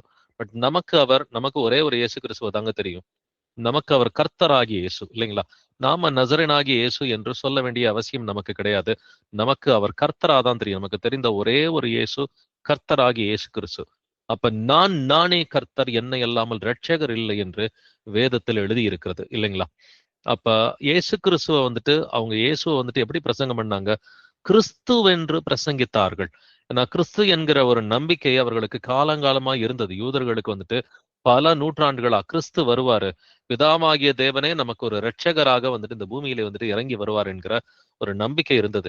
எப்பா நம்ம எதிர்பார்த்தவர் வேற யாரும் கிடையாதுப்பா, இந்த நசரேனாகி இயேசுதான் என்று அவர்கள் இயேசுவே கிறிஸ்துவென்று பிரசங்கித்தார்கள். வாசிக்கலாம் ஏசாயா 43ஆம் அதிகாரம் 10வது வசனம், ஐசையா 43:10.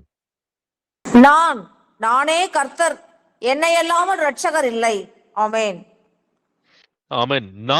நானே கர்த்தர். இங்க கர்த்தர் என்பது யெகோவா என்று எழுதியிருக்கிறது. நானே கர்த்தர், என்னை அல்லாமல் இரட்சகர் இல்லை. அப்ப பிதா சொல்றாரு, என்னைய தவிர இரட்சகர் யாருமே கிடையாதுன்றார். இன்னொரு இடத்துல தெளிவான ஒரு வார்னிங் கொடுக்கிறாரு. வாசிக்கலாம். ஓசியா 13ஆம் அதிகாரம் 4வது வசனம். ஓசியா 13:4.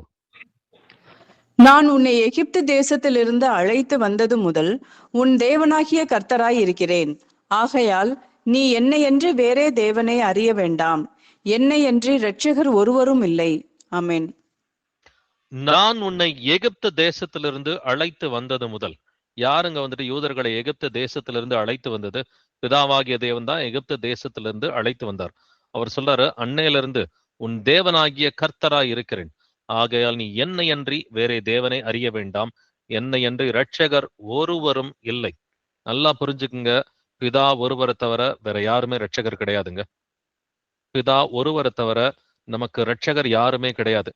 அப்ப பூமிக்கு வந்தவர் வந்துட்டு வேற ஒருத்தர்னு சொன்னா 2 இரட்சகர். பூமிக்கு வந்தவர் பிதா தான் பூமிக்கு வந்தார்னா ஒரே ஒரு இரட்சகர்.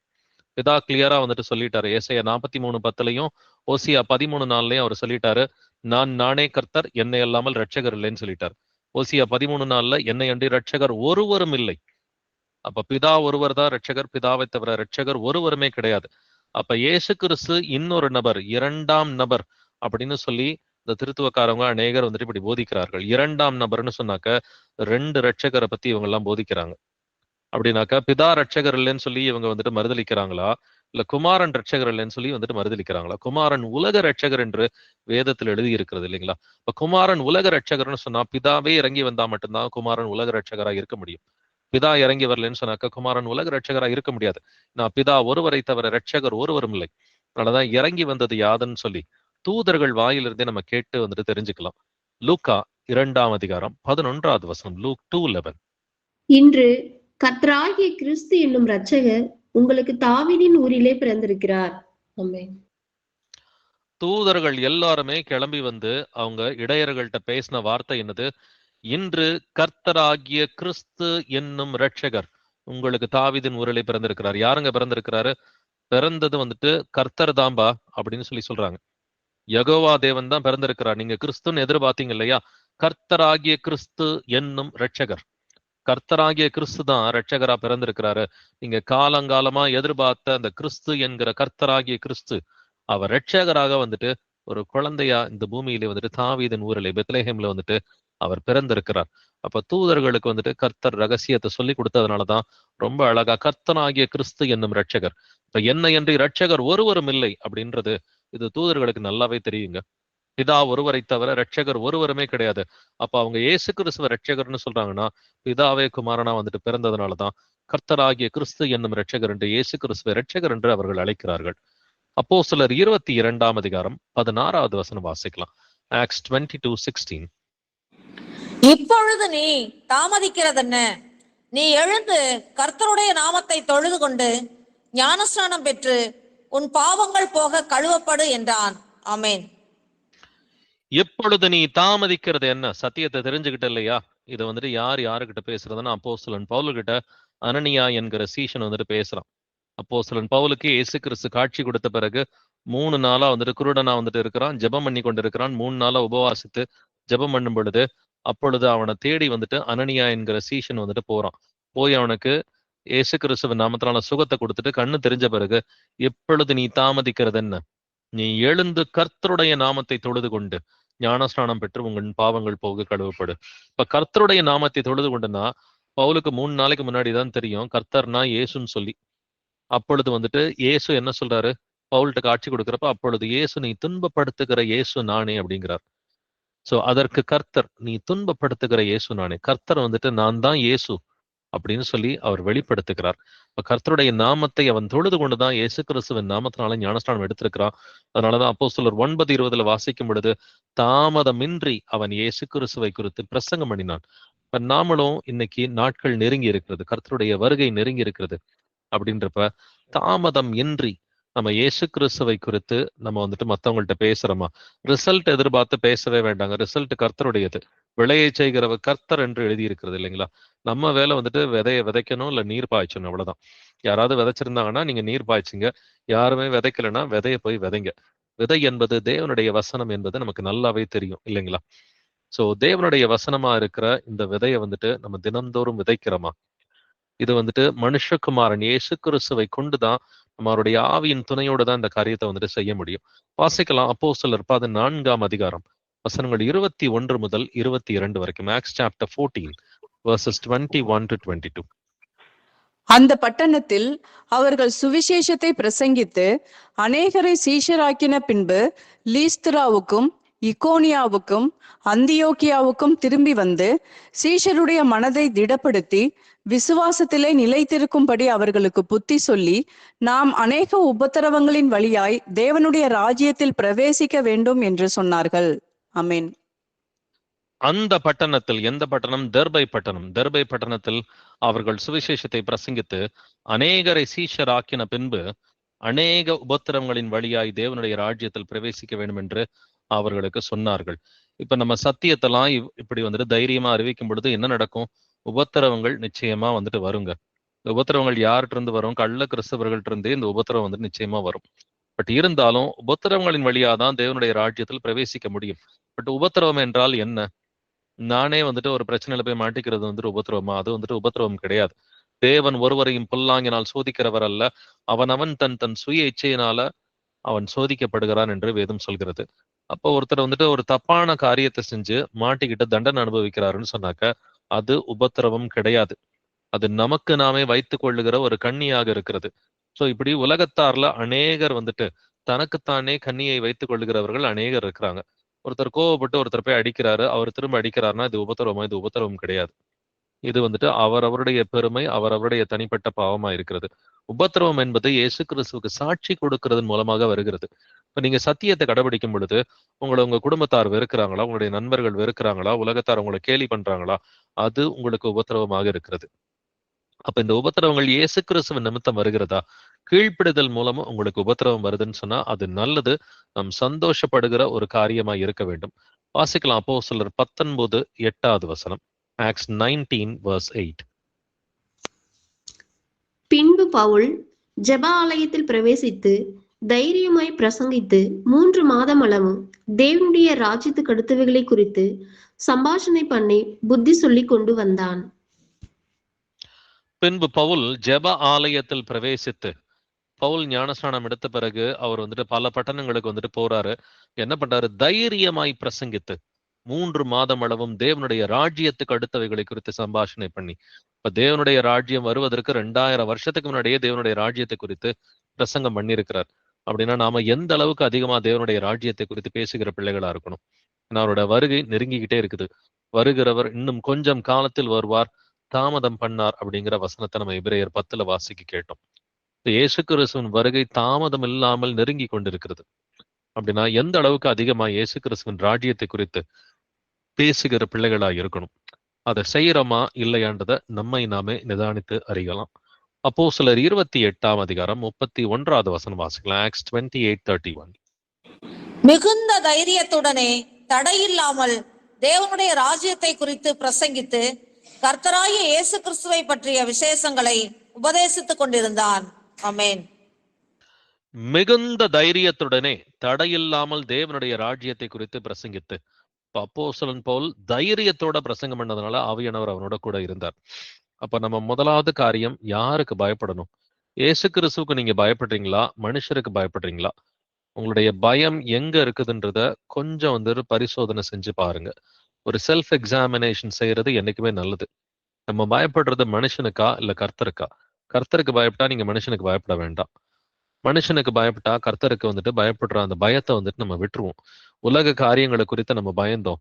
உலக கவலைகளும் ஐஸ்வர்யத்தின் மயக்கமும் பலவித சிற்றின்பங்கள், இச்சைகள், இந்த உலக காரியத்திலே நாட்டங்கள், சிந்தனைகள் இருந்துச்சுன்னு சொன்னாக்க கர்த்தரை வந்துட்டு கைவிட்டுருவோம்.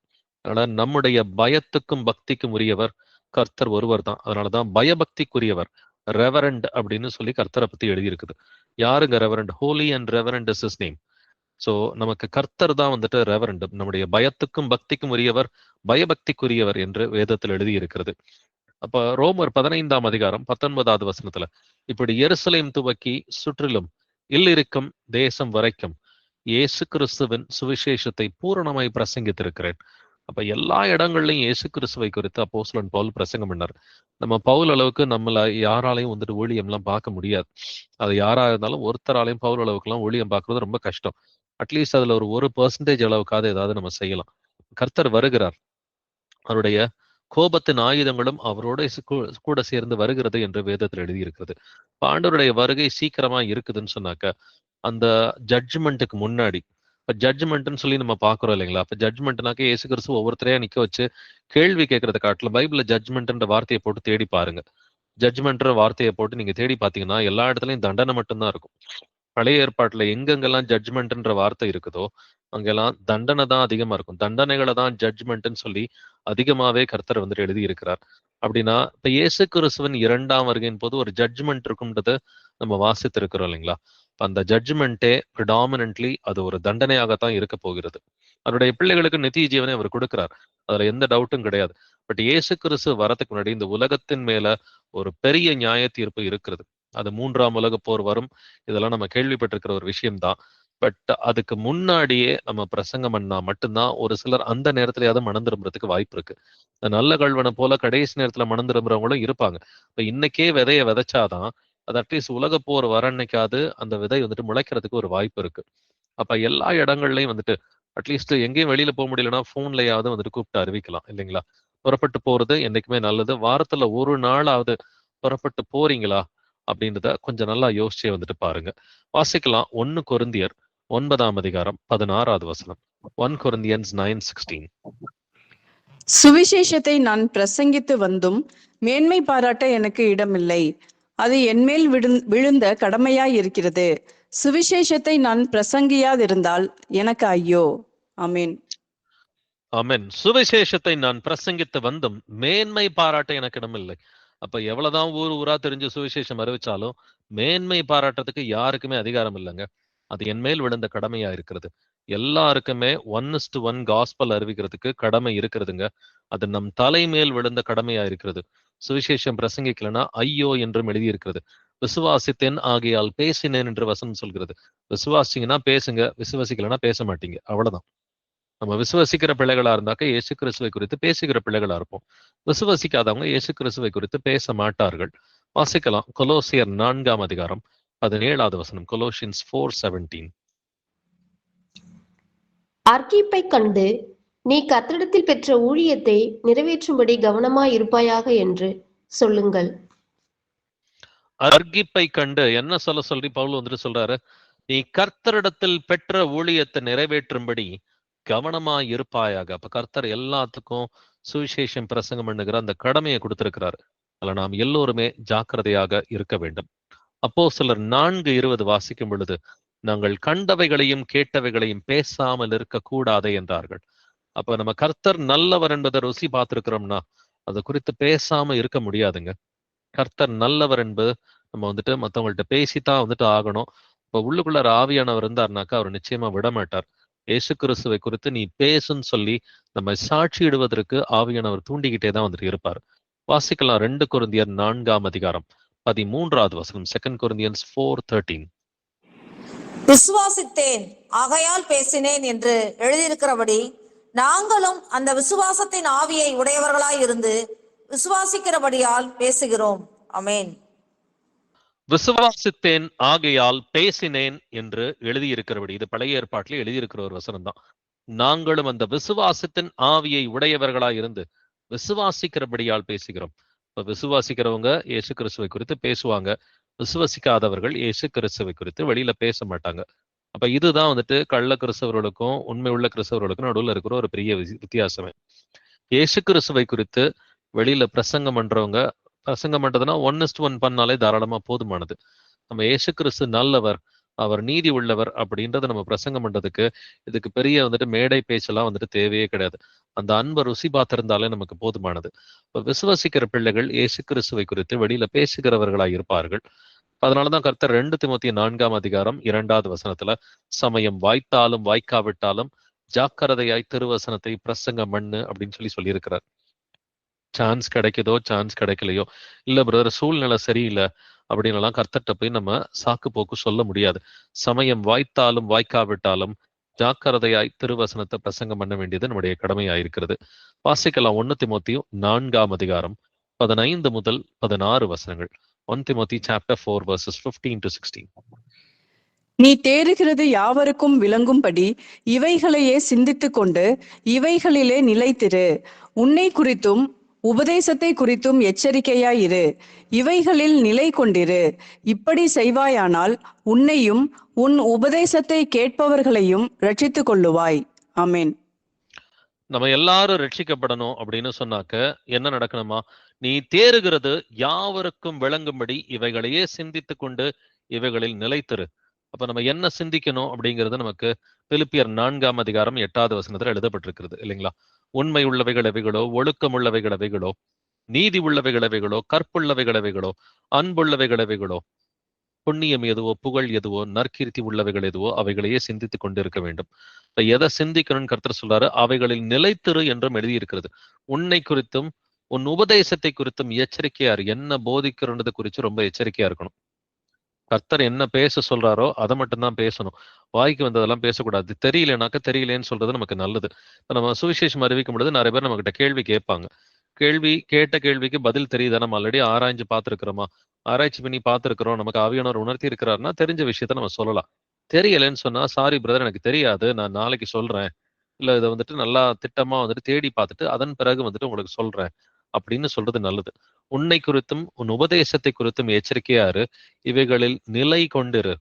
இப்படி செய்வாயானால் உன்னையும் உன் உபதேசத்தை கேட்கிறவர்களையும் ரட்சித்துக் கொள்வாய்.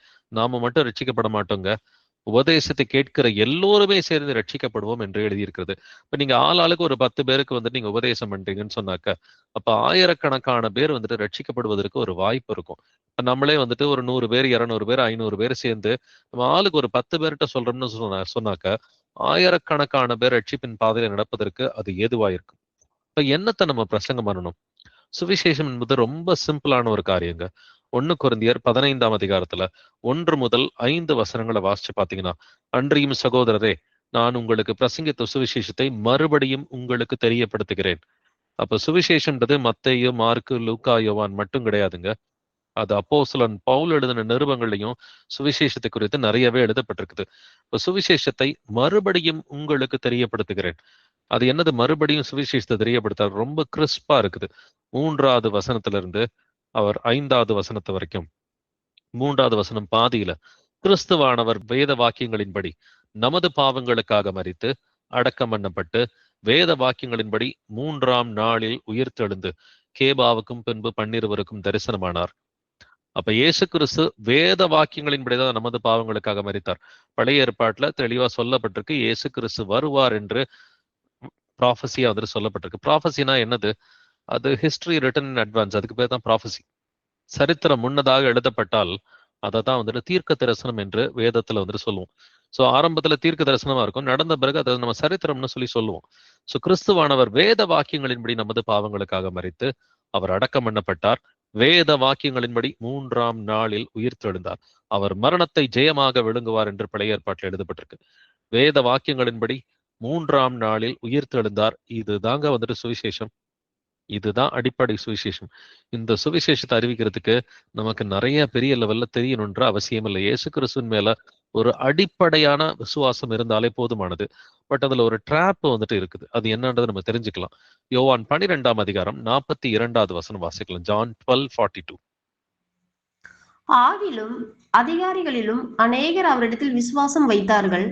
அப்படி இருந்தும் ஜெப ஆலயத்துக்கு புறம்பாக்கப்படாதபடி பரிசேயர் நிமித்தம் அதை அறிக்கை பண்ணாதிருந்தார்கள். ஆகிலும் அதிகாரிகளிலும் அநேகர் அவரிடத்தில் விசுவாசம் வைத்தார்கள். இயேசு கிறிஸ்துவின் நாட்களிலே, முதலாம் வருகையின் நாட்கள்ல நிறைய அதிகாரிகள் கூட அவர் மேல விசுவாசம் வைத்தார்கள். அப்படி இருந்தும் ஜெப ஆலயத்துக்கு புறம்பாக்காதபடி பரிசேயர் நிமித்தம் அதை அறிக்கை பண்ணாதிருந்தார்கள். நல்லா கவனிச்சுக்குங்க. இருதயத்துல வந்துட்டு விசுவாசிச்சிருக்கிறாங்க, ஆனா நாவல் அறிக்கை பண்ணல. ஆனா நீதி உண்டாக இருதயத்தில் விசுவாசிக்கப்படும், ரட்சிப்புண்டாக நாவினால் அறிக்கை பண்ணப்பட வேண்டும் என்று நம்ம ரோமர் 10ஆம் அதிகாரத்துல வாசிச்சோம் இல்லைங்களா? பட் இது ரெண்டுத்துக்கு நடுவுல வந்து மாட்டிக்கிட்டாங்க. விசுவாசிக்கிறாங்க, வாயில அறிக்கை பண்றதுக்கு பயம். ஏன்னா விரட்டி விட்டா என்ன பண்றது? ஜெபாலயத்துக்கு புறம்பாக்கப்படுவார்கள். இன்னைக்குமே அநேகருக்கு என்ன பயம் இருக்கா? ஐயோ, நம்மள குடும்பத்துல இருந்து விரட்டிட்டா என்ன பண்றது? நம்மள வந்துட்டு வேலை செய்யற இடத்துல இருந்து விரட்டிட்டா என்ன பண்றது? என் வேலை போயிடுச்சுன்னா என்ன பண்றது? இல்ல குடும்பத்துல இருக்க என்னுடைய மான மரியாதை போயிடுச்சுன்னா, இல்ல எனக்கு அவமானம் ஆயிடுச்சுன்னா என்ன பண்றது? இதெல்லாம் பார்த்தா பரலோக ராஜ்யத்துக்கெல்லாம் போகவே முடியாதுங்க. கிறிஸ்து எனக்கு ஜீவன், சாவு எனக்கு ஆதாயம்னு சொல்லி ஞானஸ்நானம் எடுத்தீங்களா? இல்ல வந்துட்டு உலக தேவைகளுக்காக ஞானஸ்நானம் எடுத்தீங்களா? அன்னைய தேதியை யோசிச்சு பாருங்க. ஞானஸ்நானம் எடுத்த அன்றைய தேதியை யோசிச்சு பாருங்க. கிறிஸ்து எனக்கு ஜீவன், சாவு எனக்கு ஆதாயம். எவ்வளவு சந்தோஷத்தோட ஞானஸ்நானம் எடுத்திருப்பீங்க. இயேசுவுக்காக உயிரையும் கொடுக்கலாம்பா அப்படின்னு சொல்லிதான் ஞானஸ்நானம் எடுத்திருப்போம் இல்லைங்களா? அந்த வைராக்கியம் எங்க போச்சு அப்படின்ற ஒரு கேள்வியை கேட்டு பார்க்கணும். இதுல இன்கேஸ் உங்களில் யாராவது இந்த அதிகாரிகள் மாதிரி இருதயத்துல விசுவாசிக்கிறேன், நாவல அறிக்கை பண்ணலன்னு சொன்னா, அந்த அதிகாரிகளுக்கு ரட்சிப்பு கிடைக்காமலே போயிடுச்சு. அதுல ஒரு சிலர் மனம் திரும்பிட்டாங்க. அதுல நிக்கோதேமு மாதிரி ஒரு சிலர் வந்துட்டு கொஞ்ச நாள் இயேசு கிறிஸ்துவை குறித்து வெளியில பிரசங்கம் பண்ணாட்டி கூட, அவர் மரித்த பொழுது அவர் வந்துட்டு அவர் அந்த சுகந்த வர்க்கங்கள் எல்லாம் வாங்கிட்டு வந்துட்டு பகிரங்கமா வராரு. அதே போல ரகசிய சீஷனா இருந்த அரிமத்தியா யோசேப்பு ரொம்ப தைரியமா போய் பிலாத்துக்கிட்ட வந்துட்டு இயேசு கிறிஸ்துவின் சரீரத்தை வந்துட்டு கேட்டு வாங்குறார். அப்ப அரிமத்தியா யோசேப்பு மாதிரி, அதே போல நிக்கோதேமு மாதிரி அதிகாரிகள், அவர்களில் ஒரு சிலர் வந்துட்டு இயேசு கிறிஸ்துவின் மரணத்தின் போது அவர்கள் மனம் திரும்பினார்கள். அப்ப இந்த அதிகாரிகள் மாதிரி வந்துட்டு நாம அந்த சுச்சுவேஷன்ல மாட்டிக்கிட்டு இருந்தாக்க, நிக்கோதேமு மாதிரி, அதே போல அரிமத்தியா யோசேப்பு மாதிரி மனம் திரும்புகிற பிள்ளைகளா இருக்க வேண்டும். 1 தீமோத்தி 6ஆம் அதிகாரம் 12வது வசனத்துல, விசுவாசத்தின் நல்ல போராட்டத்தை போராடு, நித்திய ஜீவனை பற்றிக்கொள், அதற்காகவே நீ அழைக்கப்பட்டாய். நம்ம எதற்காக அழைக்கப்பட்டோம்?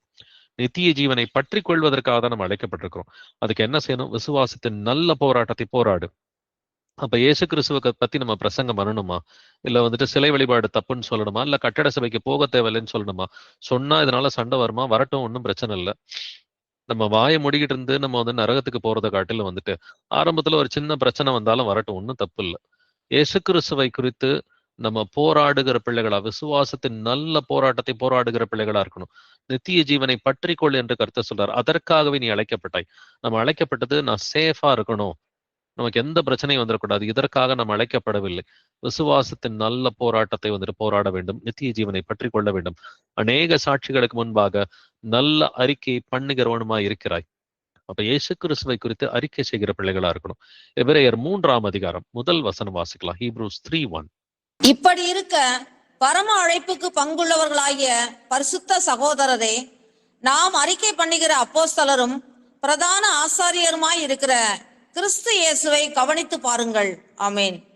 இயேசு கிறிஸ்துவை மட்டும் கவனிச்சு பாத்தீங்கன்னு சொன்னாக்கா ஆட்டோமேட்டிக்கா தைரியம் இருக்குங்க. டைரக்ஷன்ஸ் ரொம்ப கிளியரா இருக்கும். இப்ப டெய்லி வந்துட்டு கர்த்தருடைய வேதத்தில் பிரியமா இருந்து இரவும் பகலும் கர்த்தருடைய வேதத்தை தியானிக்கிற பிள்ளைகளா இருக்கிறீங்களா? டெய்லி வந்துட்டு விருப்பத்தோட பர்சனல் ப்ரேயர் பண்ற பிள்ளைகளா இருக்கிறீங்களா? இப்ப கர்த்தருடைய வேதத்தில் பிரியமா இருந்து அதை வாசித்து இரவும் பகலும் தியானிக்கிற பிள்ளையா நான் இருக்கிறேனா? விருப்பத்தோட ஜெபிக்கிறேனா? குடும்பத்தாருகிட்ட வந்துட்டு கர்த்தருடைய வசனங்களை பத்தி நான் வந்துட்டு கூச்சப்படாம பயம் இல்லாம நான் பேசுறேனா? நம்மை நாமே நிதானித்து அறிவோம். அப்ப நம்ம வந்துட்டு அறிக்கை பண்ணுகிற அப்போஸ்தலரும் பிரதான ஆசாரியருமா இருக்கிற இயேசு கிறிஸ்துவை தான் நம்ம கவனித்து பார்க்கணும். அவரை மட்டும் நோக்கி பார்த்தாக்கா ஆட்டோமேட்டிக்கா டைரக்ஷன்ஸ் நமக்கு கிடைக்கும்.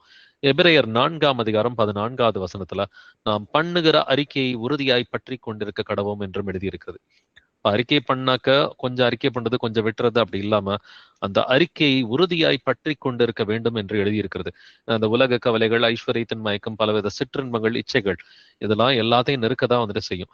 அதெல்லாம் ஜெயிக்கிற பிள்ளைகளா இருக்கணும். ஜெயம் கொள்ளுகிறவர்களுக்கு நித்திய ஜீவன் உண்டு என்றும் கர்த்தர் வந்துட்டு ப்ராமிஸ் பண்ணியிருக்கிறாரு. எபிரேயர் 10ஆம் அதிகாரம் 23வது வசனத்துல, நம்முடைய நம்பிக்கையை அறிக்கையிடுகிறதில் அசைவில்லாமல் உறுதியாய் இருக்க கடவும். வாக்குத்தத்தம் பண்ணினவர் உண்மையுள்ளவராய் இருக்கிறாரே. அவர் என்னங்க நமக்கு வாக்குத்தத்தம் பண்ணியிருக்கிறாரு? நித்திய ஜீவனை வாக்குத்தத்தம் பண்ணியிருக்கிறார். உறுதியா இருந்தாக்க நித்திய ஜீவன் மட்டுமில்ல, உங்களுக்கு அதைவிட மேலான கனத்தையும் மகிமையும் கொடுப்பதற்கு இயேசு கிறிஸ்து 1000 வருட அரசாட்சியில கண் காணாத காரியங்களை வந்துட்டு அவர் வைத்திருக்கிறார். ஏன்னா தேவனுடைய ராஜ்யத்தை கண் காணவும் இல்லை, இருதயத்தில் அதை நம்ம உணரவும் இல்லை என்று வேதம் சொல்கிறது இல்லைங்களா?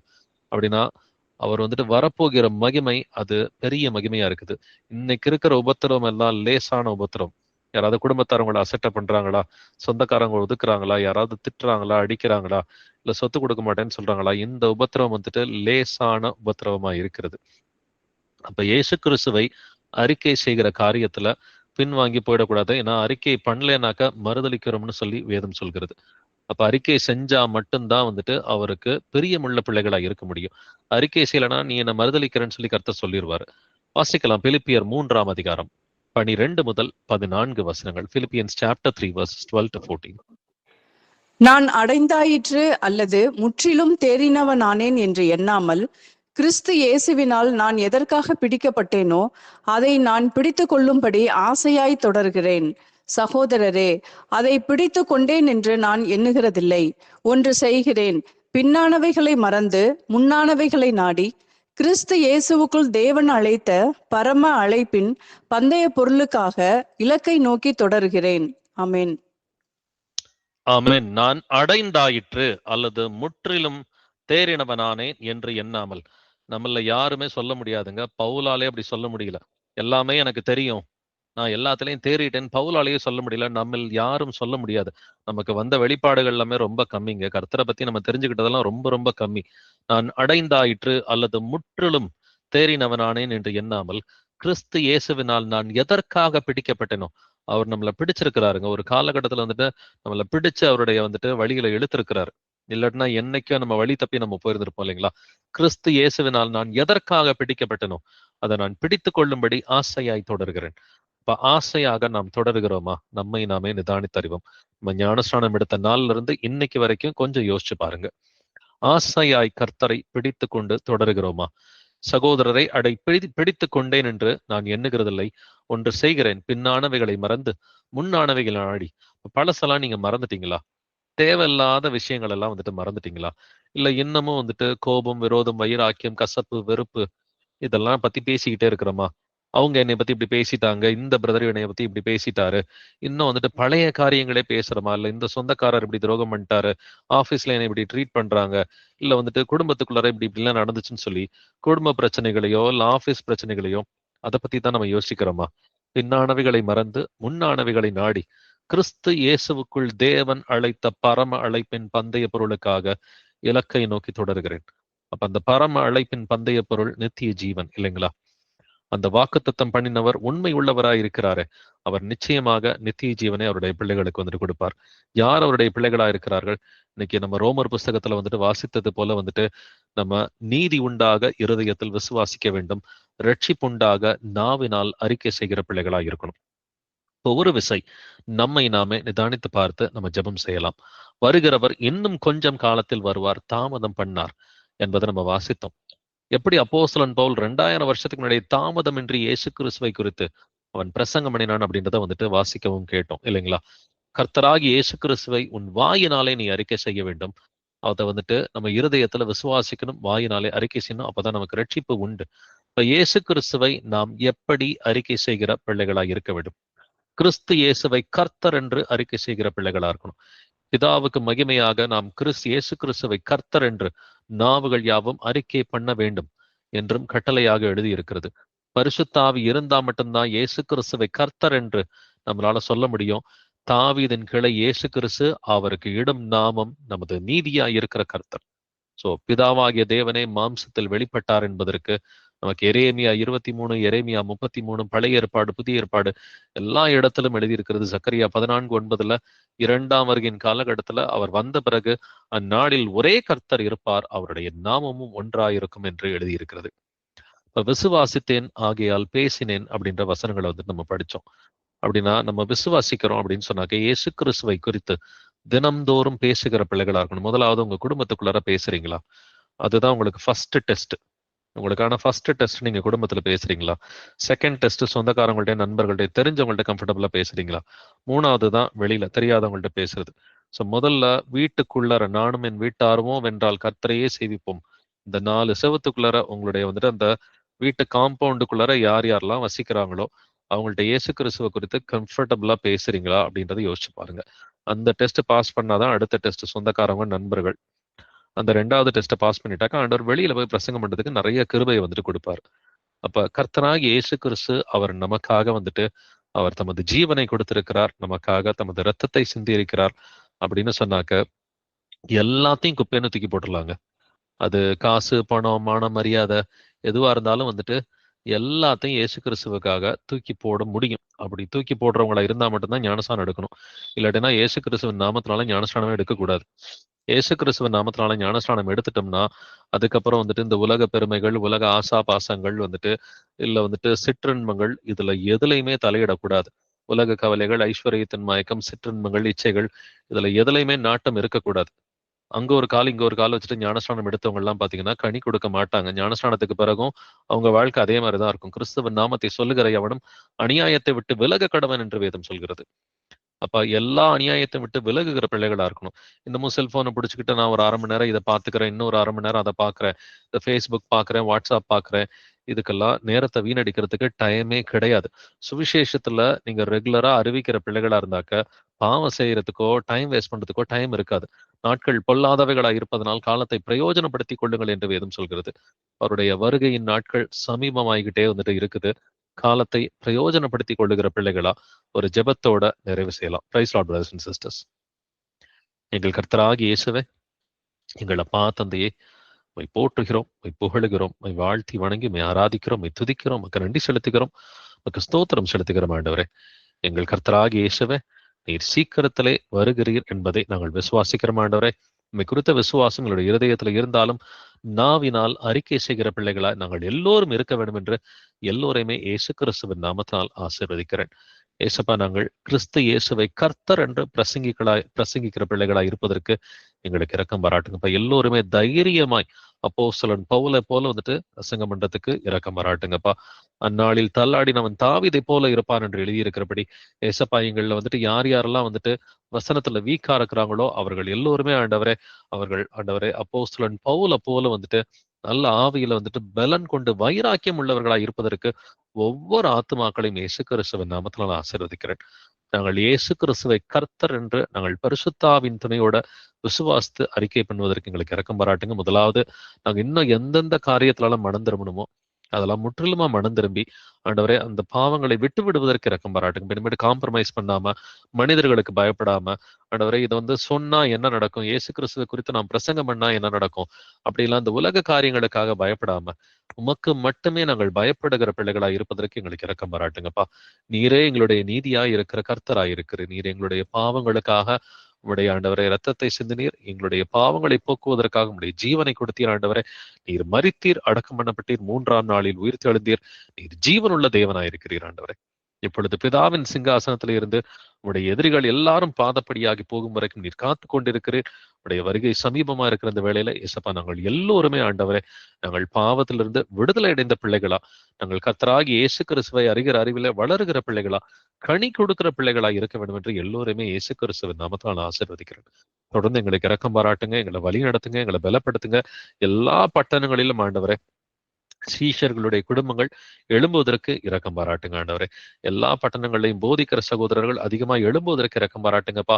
அறுவடையோ மிகுதியா இருக்கிறது, வேலையாட்களோ குறைவா இருக்கிறார்கள் என்று எழுதியிருக்கிறபடி ஏசப்பா, இந்தியாவில் வந்துட்டு 140 கோடி மக்கள் இருக்கிறாங்க, பிரசங்கம் பண்றதுக்கு ஆட்களே இல்லாமல் இருக்கிறது. ஆண்டவரே ஏசப்பா, நீர் ஆண்டவரே அறுவடைக்காக ஆண்டவரே நீர் வேலையாட்களை அதிகமாக எழுப்ப வேண்டுமாறு கெஞ்சி மன்றாடுகிறேன். அதிகமா பிரசங்கம் பண்ற உடன் வேலையாட்களை வந்துட்டு எழுப்ப வேண்டுமாறு கெஞ்சி மன்றாடுகிறேன். அதற்காக ஆண்டவரே எல்லா பட்டணங்களையும் எல்லா சபைகளையுமே இயேசு கிறிஸ்துவின் நாமத்தால் ஆசீர்வதிக்கிறேன். உலகம் முழுவதும் இருக்கிற ஆண்டவரே உடைய சரீரமாகிய சபையை கர்த்தராகிய இயேசுவின் நாமத்தால் ஆசீர்வதிக்கிறேன். எங்கள் கர்த்தராகிய இயேசு கிறிஸ்துவை நீர் சீக்கிரமாய் இந்த பூமிக்கு வாரும். ஆண்டவரே துதிகன மகிமையெல்லாம் இயேசுவே ஒருவருக்கே உண்டாவதாக. இந்த ஜெபங்களை என்னுடைய கர்த்தராகிய இயேசு கிறிஸ்துவின் மகா பரிசுத்த நாமத்தால் ஏறெடுக்கிறேன். ஜீவனுள்ள எங்கள் நல்ல பிதாவே, ஆமென். பிரதர் சிஸ்டர்ஸ், யாருக்காவது பிரேயர் ரிக்வெஸ்ட் இருந்தாலோ சாட்சிகள் இருந்தாலோ, சிஸ்டர்ஸ் யாருக்காவது பிரேயர் ரிக்வெஸ்ட் இருந்தாலோ சாட்சிகள் இருந்தாலோ சபையாரோட ஷேர் பண்ணிக்கலாம். நான் ஒரு விண்ணப்பம் சொல்லுங்க. எனக்கு கீமோ முடிஞ்சிச்சு பிரதர். நேத்தோட எனக்கு பெட் இது ஸ்கேன் பண்ண சொல்லி எழுதி கொடுக்கறேன்னு நினைக்கிறாங்க. 23ஆம் தேதி பிரதர் மெட்ராஸ் போக சொல்லி இருக்காங்க ஸ்கேன் பண்றதுக்கு. எனக்கு வந்து கலைஞர் காப்பீட்டு வந்து அப்ரூவ்ட் ஆகணும் பிரதர் எனக்கு. ஏன்னா அது அப்ரூவ்ட் ஆனாதான் பணம் கட்டாத நான் எடுத்துன்னு வர முடியும். அதே மாதிரி ஸ்கேன் பண்ணும்போது எஸ்அப்பா எனக்கு பரிபூர்ணமா எனக்கு சகோதர கொடுத்தாரு. முன்ன ட்ரீட்மெண்ட்டுக்கும் இந்த ட்ரீட்மெண்ட்டுக்கும் எனக்கு ஏசப்பா பரிபூர்ணமா சுகம் கொடுக்கணும் பிரதர். அதனால ப்ரேயர் பண்ணிக்கலாம் பிரதர். நம்ம சுகத்துக்காக நம்ம ஜெபிக்கலாம். இயேசுவே ஆண்டவரே, சகோதரிய கர்த்தராகிய இயேசுவின் நாமத்தினால் ஆசீர்வதிக்கிறேன். நீங்க அவங்களுக்கு ஆண்டவரே இந்நாள் வரைக்கும் அவங்கள பராமரித்து அவங்கள வழிநடத்தி வரீங்கப்பா. அதற்காக ஸ்தோத்திரிக்கிறேன். நமக்கு நன்றி செலுத்திக்கிறேன் ஆண்டவரே. அவங்களுக்கு அடுத்த வாட்டி அவங்க ஸ்கேன் எடுக்கும் பொழுது வந்துட்டு அந்த ஸ்கேன்ல வந்துட்டு அவங்களுக்கு கேன்சர் இல்லை அப்படின்ற ரிப்போர்ட் வருவதற்கு இரக்கம் பாராட்டுங்கப்பா. அதற்கு முதலாவது ஆண்டவரே சகோதரியினுடைய பாவத்தை நீங்க முதலாவது மன்னிங்க. எதனால இந்த கேன்சர் கொடுத்தீங்களோ ஏசப்பா, நீர் நீதி உள்ள தேவனா இருக்கிறீர் ஆண்டவரே. எங்களுக்கு கேன்சர் வந்தாலும் என்ன நடந்தாலும் நீர் நீதி உள்ளவரா இருக்கிறீர் ஆண்டவரே. நீதியோட தான் இதை கொடுத்திருக்கிறீங்க ஏசப்பா. நீதியோட இதை குணமாக்க வேண்டுமாறு கெஞ்சி மன்றாடுகிறோம் ஆண்டவரே. ஏசப்பா சகோதரிக்கு வந்துட்டு எந்த பிரச்சனையும் இல்லை, அவங்க முற்றிலுமா ஹீல் ஆயிட்டாங்கன்ற ரிப்போர்ட் அந்த ஸ்கேன் மூலமா வந்து டாக்டருடைய வாயினால இது வந்துட்டு வருவதற்கு இரக்கம் பாராட்டுங்க. சகோதரிக்கு ஒரு சமாதானத்தை கொடுங்க. அவங்க இயேசு கிறிஸ்துவை அறிக்கை பண்ணுவதற்கு இது ஒரு வாய்ப்பா வந்துட்டு கொடுங்க ஆண்டவரே. ஏசப்பா எந்த அளவுக்கு உண்மை அறியாத சகோதரியா அவங்க இருந்தாங்களோ இன்னைக்கு அந்த அளவுக்கு உண்மை அறிந்த ஒரு சகோதரியா மாறி இருக்கிறாங்க. இயேசு கிறிஸ்து எனக்கு கேன்சர்ல இருந்து குணமாக்கினார், அவரே என்னுடைய பரிகாரியாகிய கர்த்தர் என்று அவர்கள் சாட்சி சொல்வதற்கு இரக்கம் பாராட்டுங்கப்பா. அதற்காக ஆண்டவரே அந்த ஸ்கேன் ரிப்போர்ட்டை இயேசு கிறிஸ்துவின் நாமத்தினால் ஆசீர்வதிக்கிறேன். அவங்களுக்கு ஸ்கேன் பண்ற எல்லா சப்போர்ட் ஸ்டாஃபையும், அந்த ஸ்கேன் ரிப்போர்ட்டை வாசிக்கிற எல்லா டாக்டர்ஸ் சப்போர்ட் ஸ்டாஃபையும் இயேசு கிறிஸ்துவின் நாமத்தினால் ஆசீர்வதிக்கிறேன். நீங்க சகோதரிக்கு இரக்கம் பாராட்டுங்க. அவங்களுடைய பாவங்களை மன்னிச்சு இந்த கேன்சர்ல இருந்து பரிபூர்ண விடுதலையை நீ கட்டளையிட வேண்டுமாறு கெஞ்சி மன்றாடுகிறோம். அதற்காக சகோதரிய கர்த்தராகிய இயேசுவின் நாமத்தினால் ஆசீர்வதிக்கிறேன். இந்த ஜெபங்களை என்னுடைய கர்த்தராகிய இயேசு கிறிஸ்துவின் மகா பரிசுத்த நாமத்தால் ஏறெடுக்கிறேன். ஜீவனுள்ள எங்கள் நல்ல பிதாவே, ஆமென். ரொம்ப நன்றி பிரதர். பிரதர் சிஸ்டர்ஸ் வேற யாராவது ஏதாவது எனக்கு இந்த காலு வலி வீங்குது, குறையுது, திருப்பி இறங்குது, வீங்குது. ஆனா மாத்திரை எல்லாமே சாப்பிட்டுக்கிட்டு தான் இருக்கேன். பட் ஆனா சுத்தமா கிளியர் ஆக மாட்டேங்குது. அதுக்காக கொஞ்சம் ப்ரே பண்ணுங்க சார். ஓகே பிரதர், கொஞ்சம் வைக்கலாம். இயேசுவே ஆண்டவரே சகோதரனை கர்த்தராகிய இயேசுவின் நாமத்தில் நான் ஆசீர்வதிக்கிறேன். ஏசப்பா ஒரு அறிந்து கொண்டு நம்முடைய வசனங்களுமே நடப்பதற்கு முயற்சி செஞ்சுக்கிட்டு இருக்கிறாருப்பா. அதற்காக நமக்கு நன்றி செலுத்துகிறேன் ஆண்டவரே. சகோதரனுடைய ஆண்டவரே இந்த கால் வலி வந்துட்டு ஆண்டவரே அடிக்கடி வந்துட்டு வீங்குது, அது சரியாகுது. அது மாத்திரம் இல்லாம ஏசப்பா உம்மால் ஒருவரால் மட்டும்தான் சுகமாக்க முடியும் ஆண்டவரே. ஏசப்பா அது ஏன் வருதோ, அது என்ன காரணத்தினால வருதோ அதை நீங்க சகோதரருக்கு நீங்க வெளிப்படுத்துங்க. அவர் எல்லா பாவங்களையும் அறிக்கை செய்வதற்கு இரக்கம் பாராட்டுங்க ஆண்டவரே. அதே போல ஏசப்பா அவருடைய பாவங்களை மன்னிச்சு அவருக்கு நீர் சுகத்தை கட்டளையிட வேண்டுமாறும் கெஞ்சி மன்றாடுகிறோம் ஆண்டவரே. தயவாய் இது வந்துட்டு ஆண்டவரே இது என்ன காரணத்தினால வருகிறாரோ அவருடைய பாவங்களை தயவாய் மன்னிச்சு அவருக்கு விடுதலையை கட்டளையிட வேண்டுமாறு கெஞ்சி மன்றாடுகிற ஆண்டவரே. சகோதரனுக்கு காலில் இருக்கிற எல்லா வீக்கங்களையும் இயேசு கிறிஸ்துவின் நாமத்தினால வெளியே போயிட்டு நாங்கள் கட்டளையிடுகிறோம். அந்த கால் வீக்கத்திலிருந்து இயேசு கிறிஸ்துவின் நாமத்தினால நாங்கள் விடுதலை கட்டளையிடுகிறோம். காலில் இருக்கிற வலிகள்ல இருந்து, அந்த வீக்கத்திலிருந்து, இன்ஃபெக்ஷன்ஸ்ல இருந்து, எல்லா பலவீனங்கள்ல இருந்து அவருடைய 2 கால்களுக்கும் இயேசு கிறிஸ்துவின் நாமத்தினால் விடுதலை கட்டளையிடுகிறோம். இந்த எல்லா ஜெபங்களையும் என்னுடைய கர்த்தராகிய இயேசு கிறிஸ்துவின் மகா பரிசுத்த நாமத்தினால் ஏறெடுக்கிறேன். ஜீவனுள்ள எங்கள் நல்ல பிதாவே, ஆமென் ஆமென். பிரதர் சிஸ்டர்ஸ் வேற யாருக்காக? பிரதர் என் பேரு ஜீவிகா பிரதர். என் வீட்டுக்கார பேரு ஜெயக்குமார். போன மாசம் நாங்க எல்லாம் கார்ல போயிட்டு இருந்தோம். என் வீட்டுக்காரர் ஒரு வண்டி ஈச்சர்ல இடிச்சிட்டாரு. நானும் என் பசங்க பின்னாடி இருந்தோம். நாங்கெல்லாம் சேஃபா இருக்கோம். அவருக்கு மட்டும் அடிபட்டுச்சு. வயித்துல கணையும் ஃபுல்லா நசுங்கி இருக்கு அப்படின்னு சொன்னாங்க ரிப்போர்ட்ல. அப்ப இங்க பெங்களூர்ல தான் ஹாஸ்பிட்டல்ல அட்மிட் ஆயிருக்கோம். போன மாசம் 14ஆம் தேதி பைபாஸ் பண்ணி ஆகணும் அப்படின்னு சொன்னாங்க. கிட்னி ஃபங்க்ஷன்லாம் கூட குறைஞ்சு போச்சு, பைபாஸ் பண்ணணும் அப்படின்னாங்க. பண்ணிட்டாங்க பிரதர்.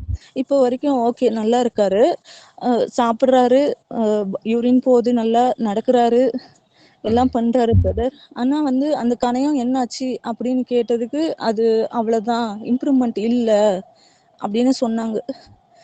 அவருக்காக ப்ரே பண்ணு பிரதர். சரிங்க சிஸ்டர், நம்ம ஜெபிக்கலாம். நீங்க ஒரிஜினலி எந்த ஊரு? பெங்களூர் தானா? இல்ல பிரதர், நாங்க காட்பாடி. நாங்க எனக்கு 2 பையன், ஒரு 6 வயசு பையன், 9 வயசு பையன். சின்னவனுக்கு வீசிங் ப்ராப்ளம். ஒருத்தவங்க சொன்னாங்க அகல்யா ஹாஸ்பிட்டல் கேரளால ஆயுர்வேதிக் எடுத்தா 3 மாசம் எடுத்தா குணமாகுதுன்னாங்க. அது எடுக்கதான் பிரதர் போயிட்டு இருந்தோம் நாங்க கார்ல. அவர் கார் இருக்கு நம்மளுது, அதுல போயிடலாம் அப்படின்னு சொல்லிட்டு போயிட்டு இருந்தோம். இந்த ஓகே மாதிரி ஆயிடுச்சு பிரதர். ஓகே. இப்ப இன்னும் பெங்களூர்ல தான் இருக்கிறீங்களா நீங்க? ஆமா, ஹாஸ்பிட்டல்ல தான் இருக்கோம். 1 மாசம் ஆகுது. இன்னும் ஓகே எவ்வளவு நாள் வச்சிருப்பாங்க தெரியல. இப்போ வந்து பேக் சரி. போட்டிருக்காங்க. யார் 2 உங்களுக்கு பேக். லிங்க் அனுப்புனா சிஸ்டர் இதுக்கு? நீங்க சிஸ்டர், யார்கிட்ட ஒரு தொடர்பு பிரதரும் ஒரு சிஸ்டரும் வந்து நான் ஹாஸ்பிட்டல்ல பார்த்தேன். அவங்க தான் வந்து அப்படிங்களா? லிங்க் அனுப்புனாங்க எனக்கு. தினமும் நான் ஓ அட்டென்ட் பண்றேன் ஒரு 2 வாரமா. Okay, okay. பெங்களூர்ல இருக்க பிரதர், சிஸ்டர் தான் இல்லைங்களா? ஆமா, ஆமா, ஆமா. Okay sister. நம்ம ஜெபிக்கலாம் அவருக்காக. ஆ. இயேசுவே ஆண்டவரே, சகோதரி ஆண்டவரே, ஜீவிதக்காக அவங்களுடைய கணவர் ஜெயக்குமாருக்காக மன்றாடுகிறோம் ஆண்டவரே.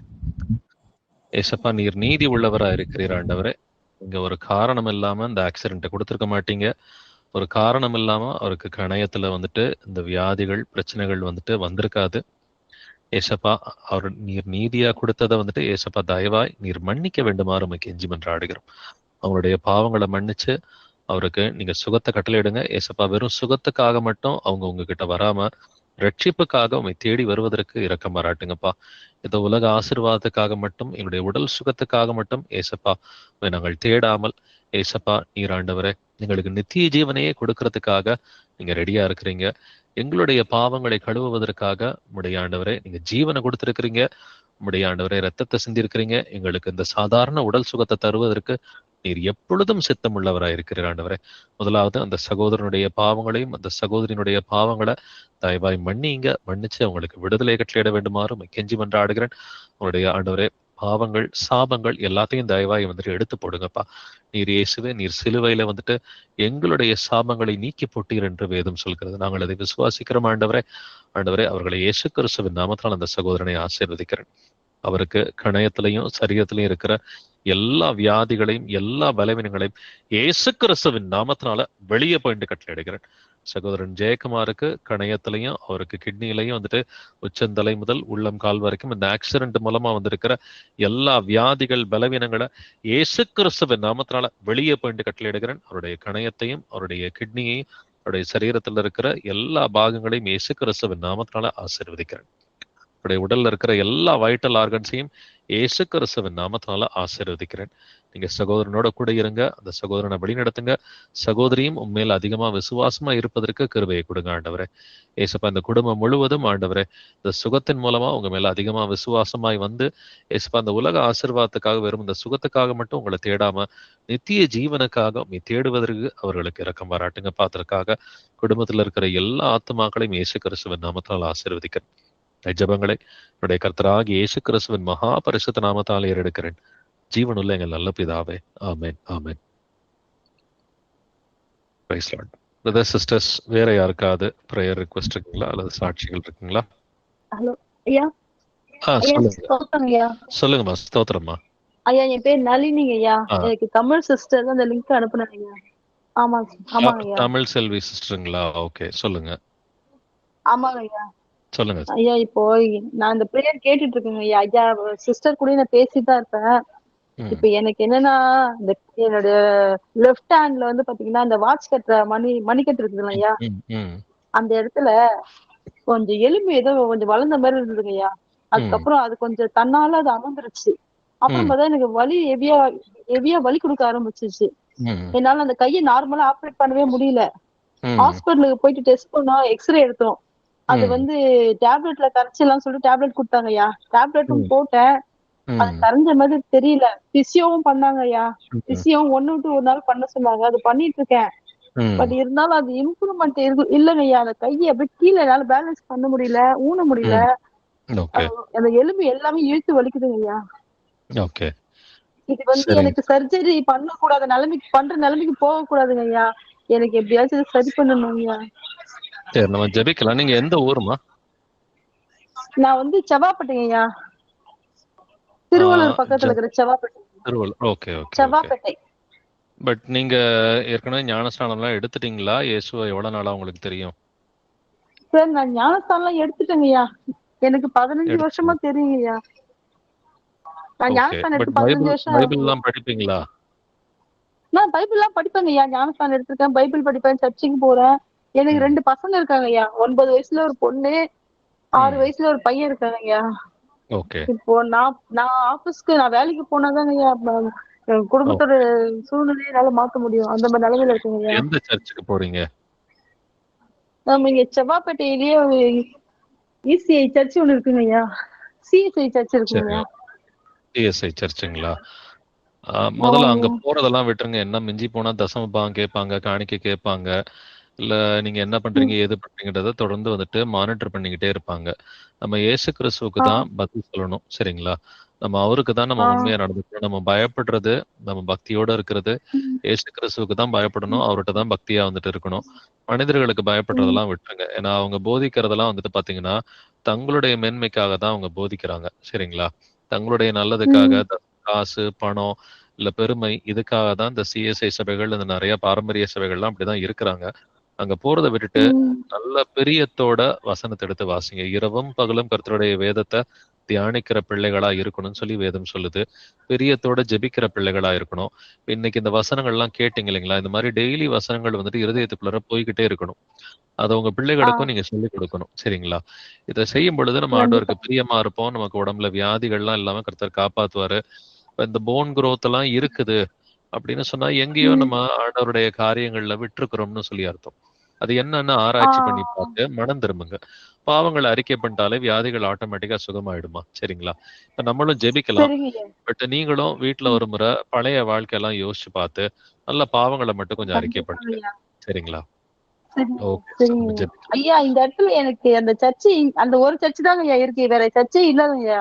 அதனாலதான் அந்த சர்ச்சுக்கு போறோங்க ஐயா. சர்ச்சுன்றது வந்துட்டு ஒரு கட்டிடம் கிடையாதும்மா. ஆலயம்ன்றது நீங்களே தேவனுடைய ஆலயம் என்று எழுதியிருக்கு. சரிங்களா? 1 கொரிந்தியர் ஆமாங்க 3வது ஐயா. அதிகாரத்தையும், 1 கொரிந்தியர் ஆ, 6வது அதிகாரத்தையும் நல்லா படிங்க. 1 கொரிந்தியர் 3, சரிங்க 1 ஐயா. கொரிந்தியர் 6, 2 கொரிந்தியர் ஆ, 6. இந்த 3 அதிகாரத்தையும் ஓகேங்க ஐயா. படிச்சு பார்த்தீங்கன்னா, நீங்களே தேவனுடைய ஆலயம்னு சொல்லி எழுதியிருக்கு.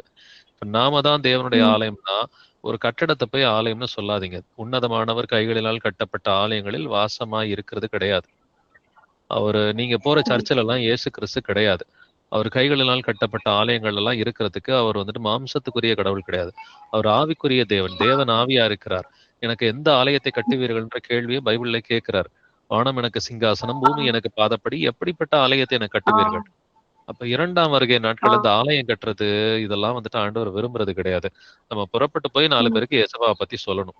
இப்ப உங்களுக்கு இயேசுபாவ ம், தெரியும்னா, உங்க பக்கத்து வீடு, எய்த்த ம். வீடு யாருக்காவது இயேசுபாவ பத்தி டெய்லி பேசிக்கிட்டே இருங்க. உங்களால ஆ, முடிஞ்சதுனாக்க ஒரு ரூ. 10க்கு யாராவது ஏழைகளுக்கு உதவி செய்யுங்க. ஒரு ரூ. 5 பிஸ்கட் பாக்கெட், கண்டிப்பா ஒரு செய்வேங்க ரூ. 10 ஐயா. பிஸ்கட் பாக்கெட் இந்த மாரி ஏழைகளுக்கு உதவி செய்யறதும், இயேசு கிறிஸ்துவை குறித்து நம்ம சாட்சி கொடுக்கிறதும் இதுதான் இயேசப்பா விரும்புறாரு. சரிங்களா? அதனால சரிங்க ஐயா. இதன்படி நீங்க வாழ வாழ அடுத்து தொடர்ந்து சத்தியங்கள கர்த்தர் வெளிப்படுத்துவாரு. அதுக்கு நம்ம கீழ்ப்படிஞ்சாலே நம்ம பரிசுத்தமா இருக்க முடியும். ஏன்னா பரிசுத்தம் இல்லாமல் ஒருவனும் கர்த்தரை ம், தரிசிக்க முடியாது. அவர் வரப்போற டைம் சீக்கிரமா இருக்குது. பரிசுத்தமா இருந்தா ம். மட்டும் தான் அவருக்கு உண்மையா இருக்க முடியும். சர்ச்சுக்கு போறதுனாலலாம் நீங்க ஆ, பரிசுத்தமாகறது கிடையாது. சரிங்களா? நம்ம பரிசுத்தமா சரிங்க இருக்கணும்னா ஐயா. வசனத்துக்கு பயந்து நடக்கணும். இந்த நீடிய பொறுமை, சாந்தம் ஆ, இதெல்லாம் வந்துட்டு ஆ, வெறுமனே நீங்க சர்ச்சுக்கு போறதுனாலலாம் வரப்போறதில்ல. வசனத்துக்கு பயந்து ம். நடுங்கும் பொழுது தான் இந்த நீடிய பொறுமையோ, சாந்தமோ, இந்த பரிசுத்தத்துக்குரிய ம். காரியங்கள்லாம் நமக்கு வரும். சரிங்க சரிங்க. ஐயா. ஜெபிக்கலாம். ஓகே, இயேசுவே சரிங்க ஆண்டவரே, ஐயா. சகோதரிக்கு அந்த ஓகே. கையில இருக்கிற அந்த எக்ஸ்ட்ரா ப்ரோன் குரோத் வந்துட்டு இயேசப்பா ஆண்டவரே, அத நீங்க சுகமாக்க வேண்டுமாறு உம்மை கெஞ்சி மன்றாடுகிறேன். அதுல இருக்க வலிகள், வேதனைகள்லாம் நீங்கி அவங்க சுகமா இருப்பதற்கு இரக்கம் பாராட்டுங்க. இதற்கு காரணமா இருக்கிற அவங்களுடைய பாவங்கள மன்னிங்க ஆண்டவரே. எந்த பாவங்கள அறிக்கை பண்ணணும்? எந்த பாவங்களுக்கு மன்னிப்பு கேட்கணும்? ஆண்டவரே, தன் பாவங்களை மறைக்கிறவன் வாழ்வடைய மாட்டான். அவைகளை அறிக்கை செய்து விட்டு விடுகிறவனோ இரக்கம் பெறுவான் என்று எழுதியிருக்கிறபடி, ஏசப்பா எந்தெந்த பாவங்கள அறிக்கை செய்யணுமோ, எந்தெந்த பாவங்கள விட்டுறணுமோ, அவைகளெல்லாம் அறிக்கை பண்ணி விட்டு விடுவதற்கு நீங்க இரக்கம் பாராட்டுங்க. அந்த பாவங்கள் எல்லாம் ஞாபகப்படுத்துங்க. உம்மை யார் என்று சகோதரி முழுமையாக அறிந்து கொள்வதற்கு இரக்கம் பாராட்டுங்க. அதற்காக சகோதரிய இயேசு கிறிஸ்துவின் நாமத்தால் ஆசீர்வதிக்கிறேன். நீங்க அந்த சகோதரிய வழி நடத்துங்க. அவங்களுக்கு இரக்கம் பாராட்டுங்க ஆண்டவரே. கையில இருக்கிற எல்லா அந்த எக்ஸ்ட்ரா போன் குரோத்த இயேசு கிறிஸ்துவின் நாமத்தினால இப்பொழுதே வெளியே போயிட்டு கட்டளை எடுக்கிறேன். கையில இருக்கிற எல்லா வழிகளையும் அந்த எக்ஸ்ட்ரா போன் குரோத்த இயேசு கிறிஸ்துவின் நாமத்தினால வெளியே போயிட்டு கட்டளை எடுக்கிறேன். இயேசுவின் நாமத்தினால அவங்களுடைய கையில இருக்கிற அந்த ரிஸ்ட் போன் வந்துட்டு நார்மல் ஆகும்படி கட்டளை எடுக்கிறேன். சகோதரியினுடைய அந்த கையில இருக்கிற எல்லா வலிகளும் அந்த எல்லா எக்ஸ்ட்ரா போன் குரோத்தும் வந்துட்டு இப்பொழுதே நார்மல் ஆகும்படி என்னுடைய கர்த்தராகி இயேசு கிறிஸ்துவின் நாமத்தினாலே சகோதரி ஆசீர்வதிக்கிறேன். நீங்க அவங்களோட கூட இருங்க, அவங்களோட வழி நடத்துங்க. ஏசப்பா அவங்களுக்கு நீங்க இரக்கம் பாராட்டுங்க ஆண்டவரே. நீங்க யாருன்றதை தெரிஞ்சுக்கிட்டு ஆண்டவருடைய வசனத்துல வளருவதற்கு இரக்கம் பாராட்டுங்க. ஆண்டவருடைய வசனத்தில் வளர்ந்து ஆண்டவரை கனி கொடுப்பதற்கு கிருபை பாராட்டுங்க. ஆண்டவர் இதனுடைய பிள்ளைகளை வந்துட்டு தேவ பக்தியாய் வளர்ப்பதற்கு அவங்களுக்கு ஞானத்தை அருள வேண்டுமாறு கெஞ்சி மன்றாடுகிறேன். துதிகன மகிமை எல்லாம் இயேசுவே ஒருவருக்கே உண்டாவதாக இந்த ஜபங்களினுடைய கர்த்தராகிய இயேசு கிறிஸ்துவின் மகா பரிசுத்த நாமத்தால் ஏறெடுக்கிறேன். ஜீவனுள்ள எங்கள் நல்ல பிதாவே, ஆமென் ஆமென். பிரதர் சிஸ்டர்ஸ், வேற யாருக்காவது ப்ரேயர் ரிக்வெஸ்ட் சாட்சிகள் இருக்குங்களா? ஓகே, இதுக்கு மேல எதுவும் ப்ரேயர் ரிக்வெஸ்ட் இல்லைன்னா இதோட பைபிள் ஸ்டடியை நம்ம நிறைவு செஞ்சுக்கலாம். Thank you brothers and sisters. Praise lord Jesus.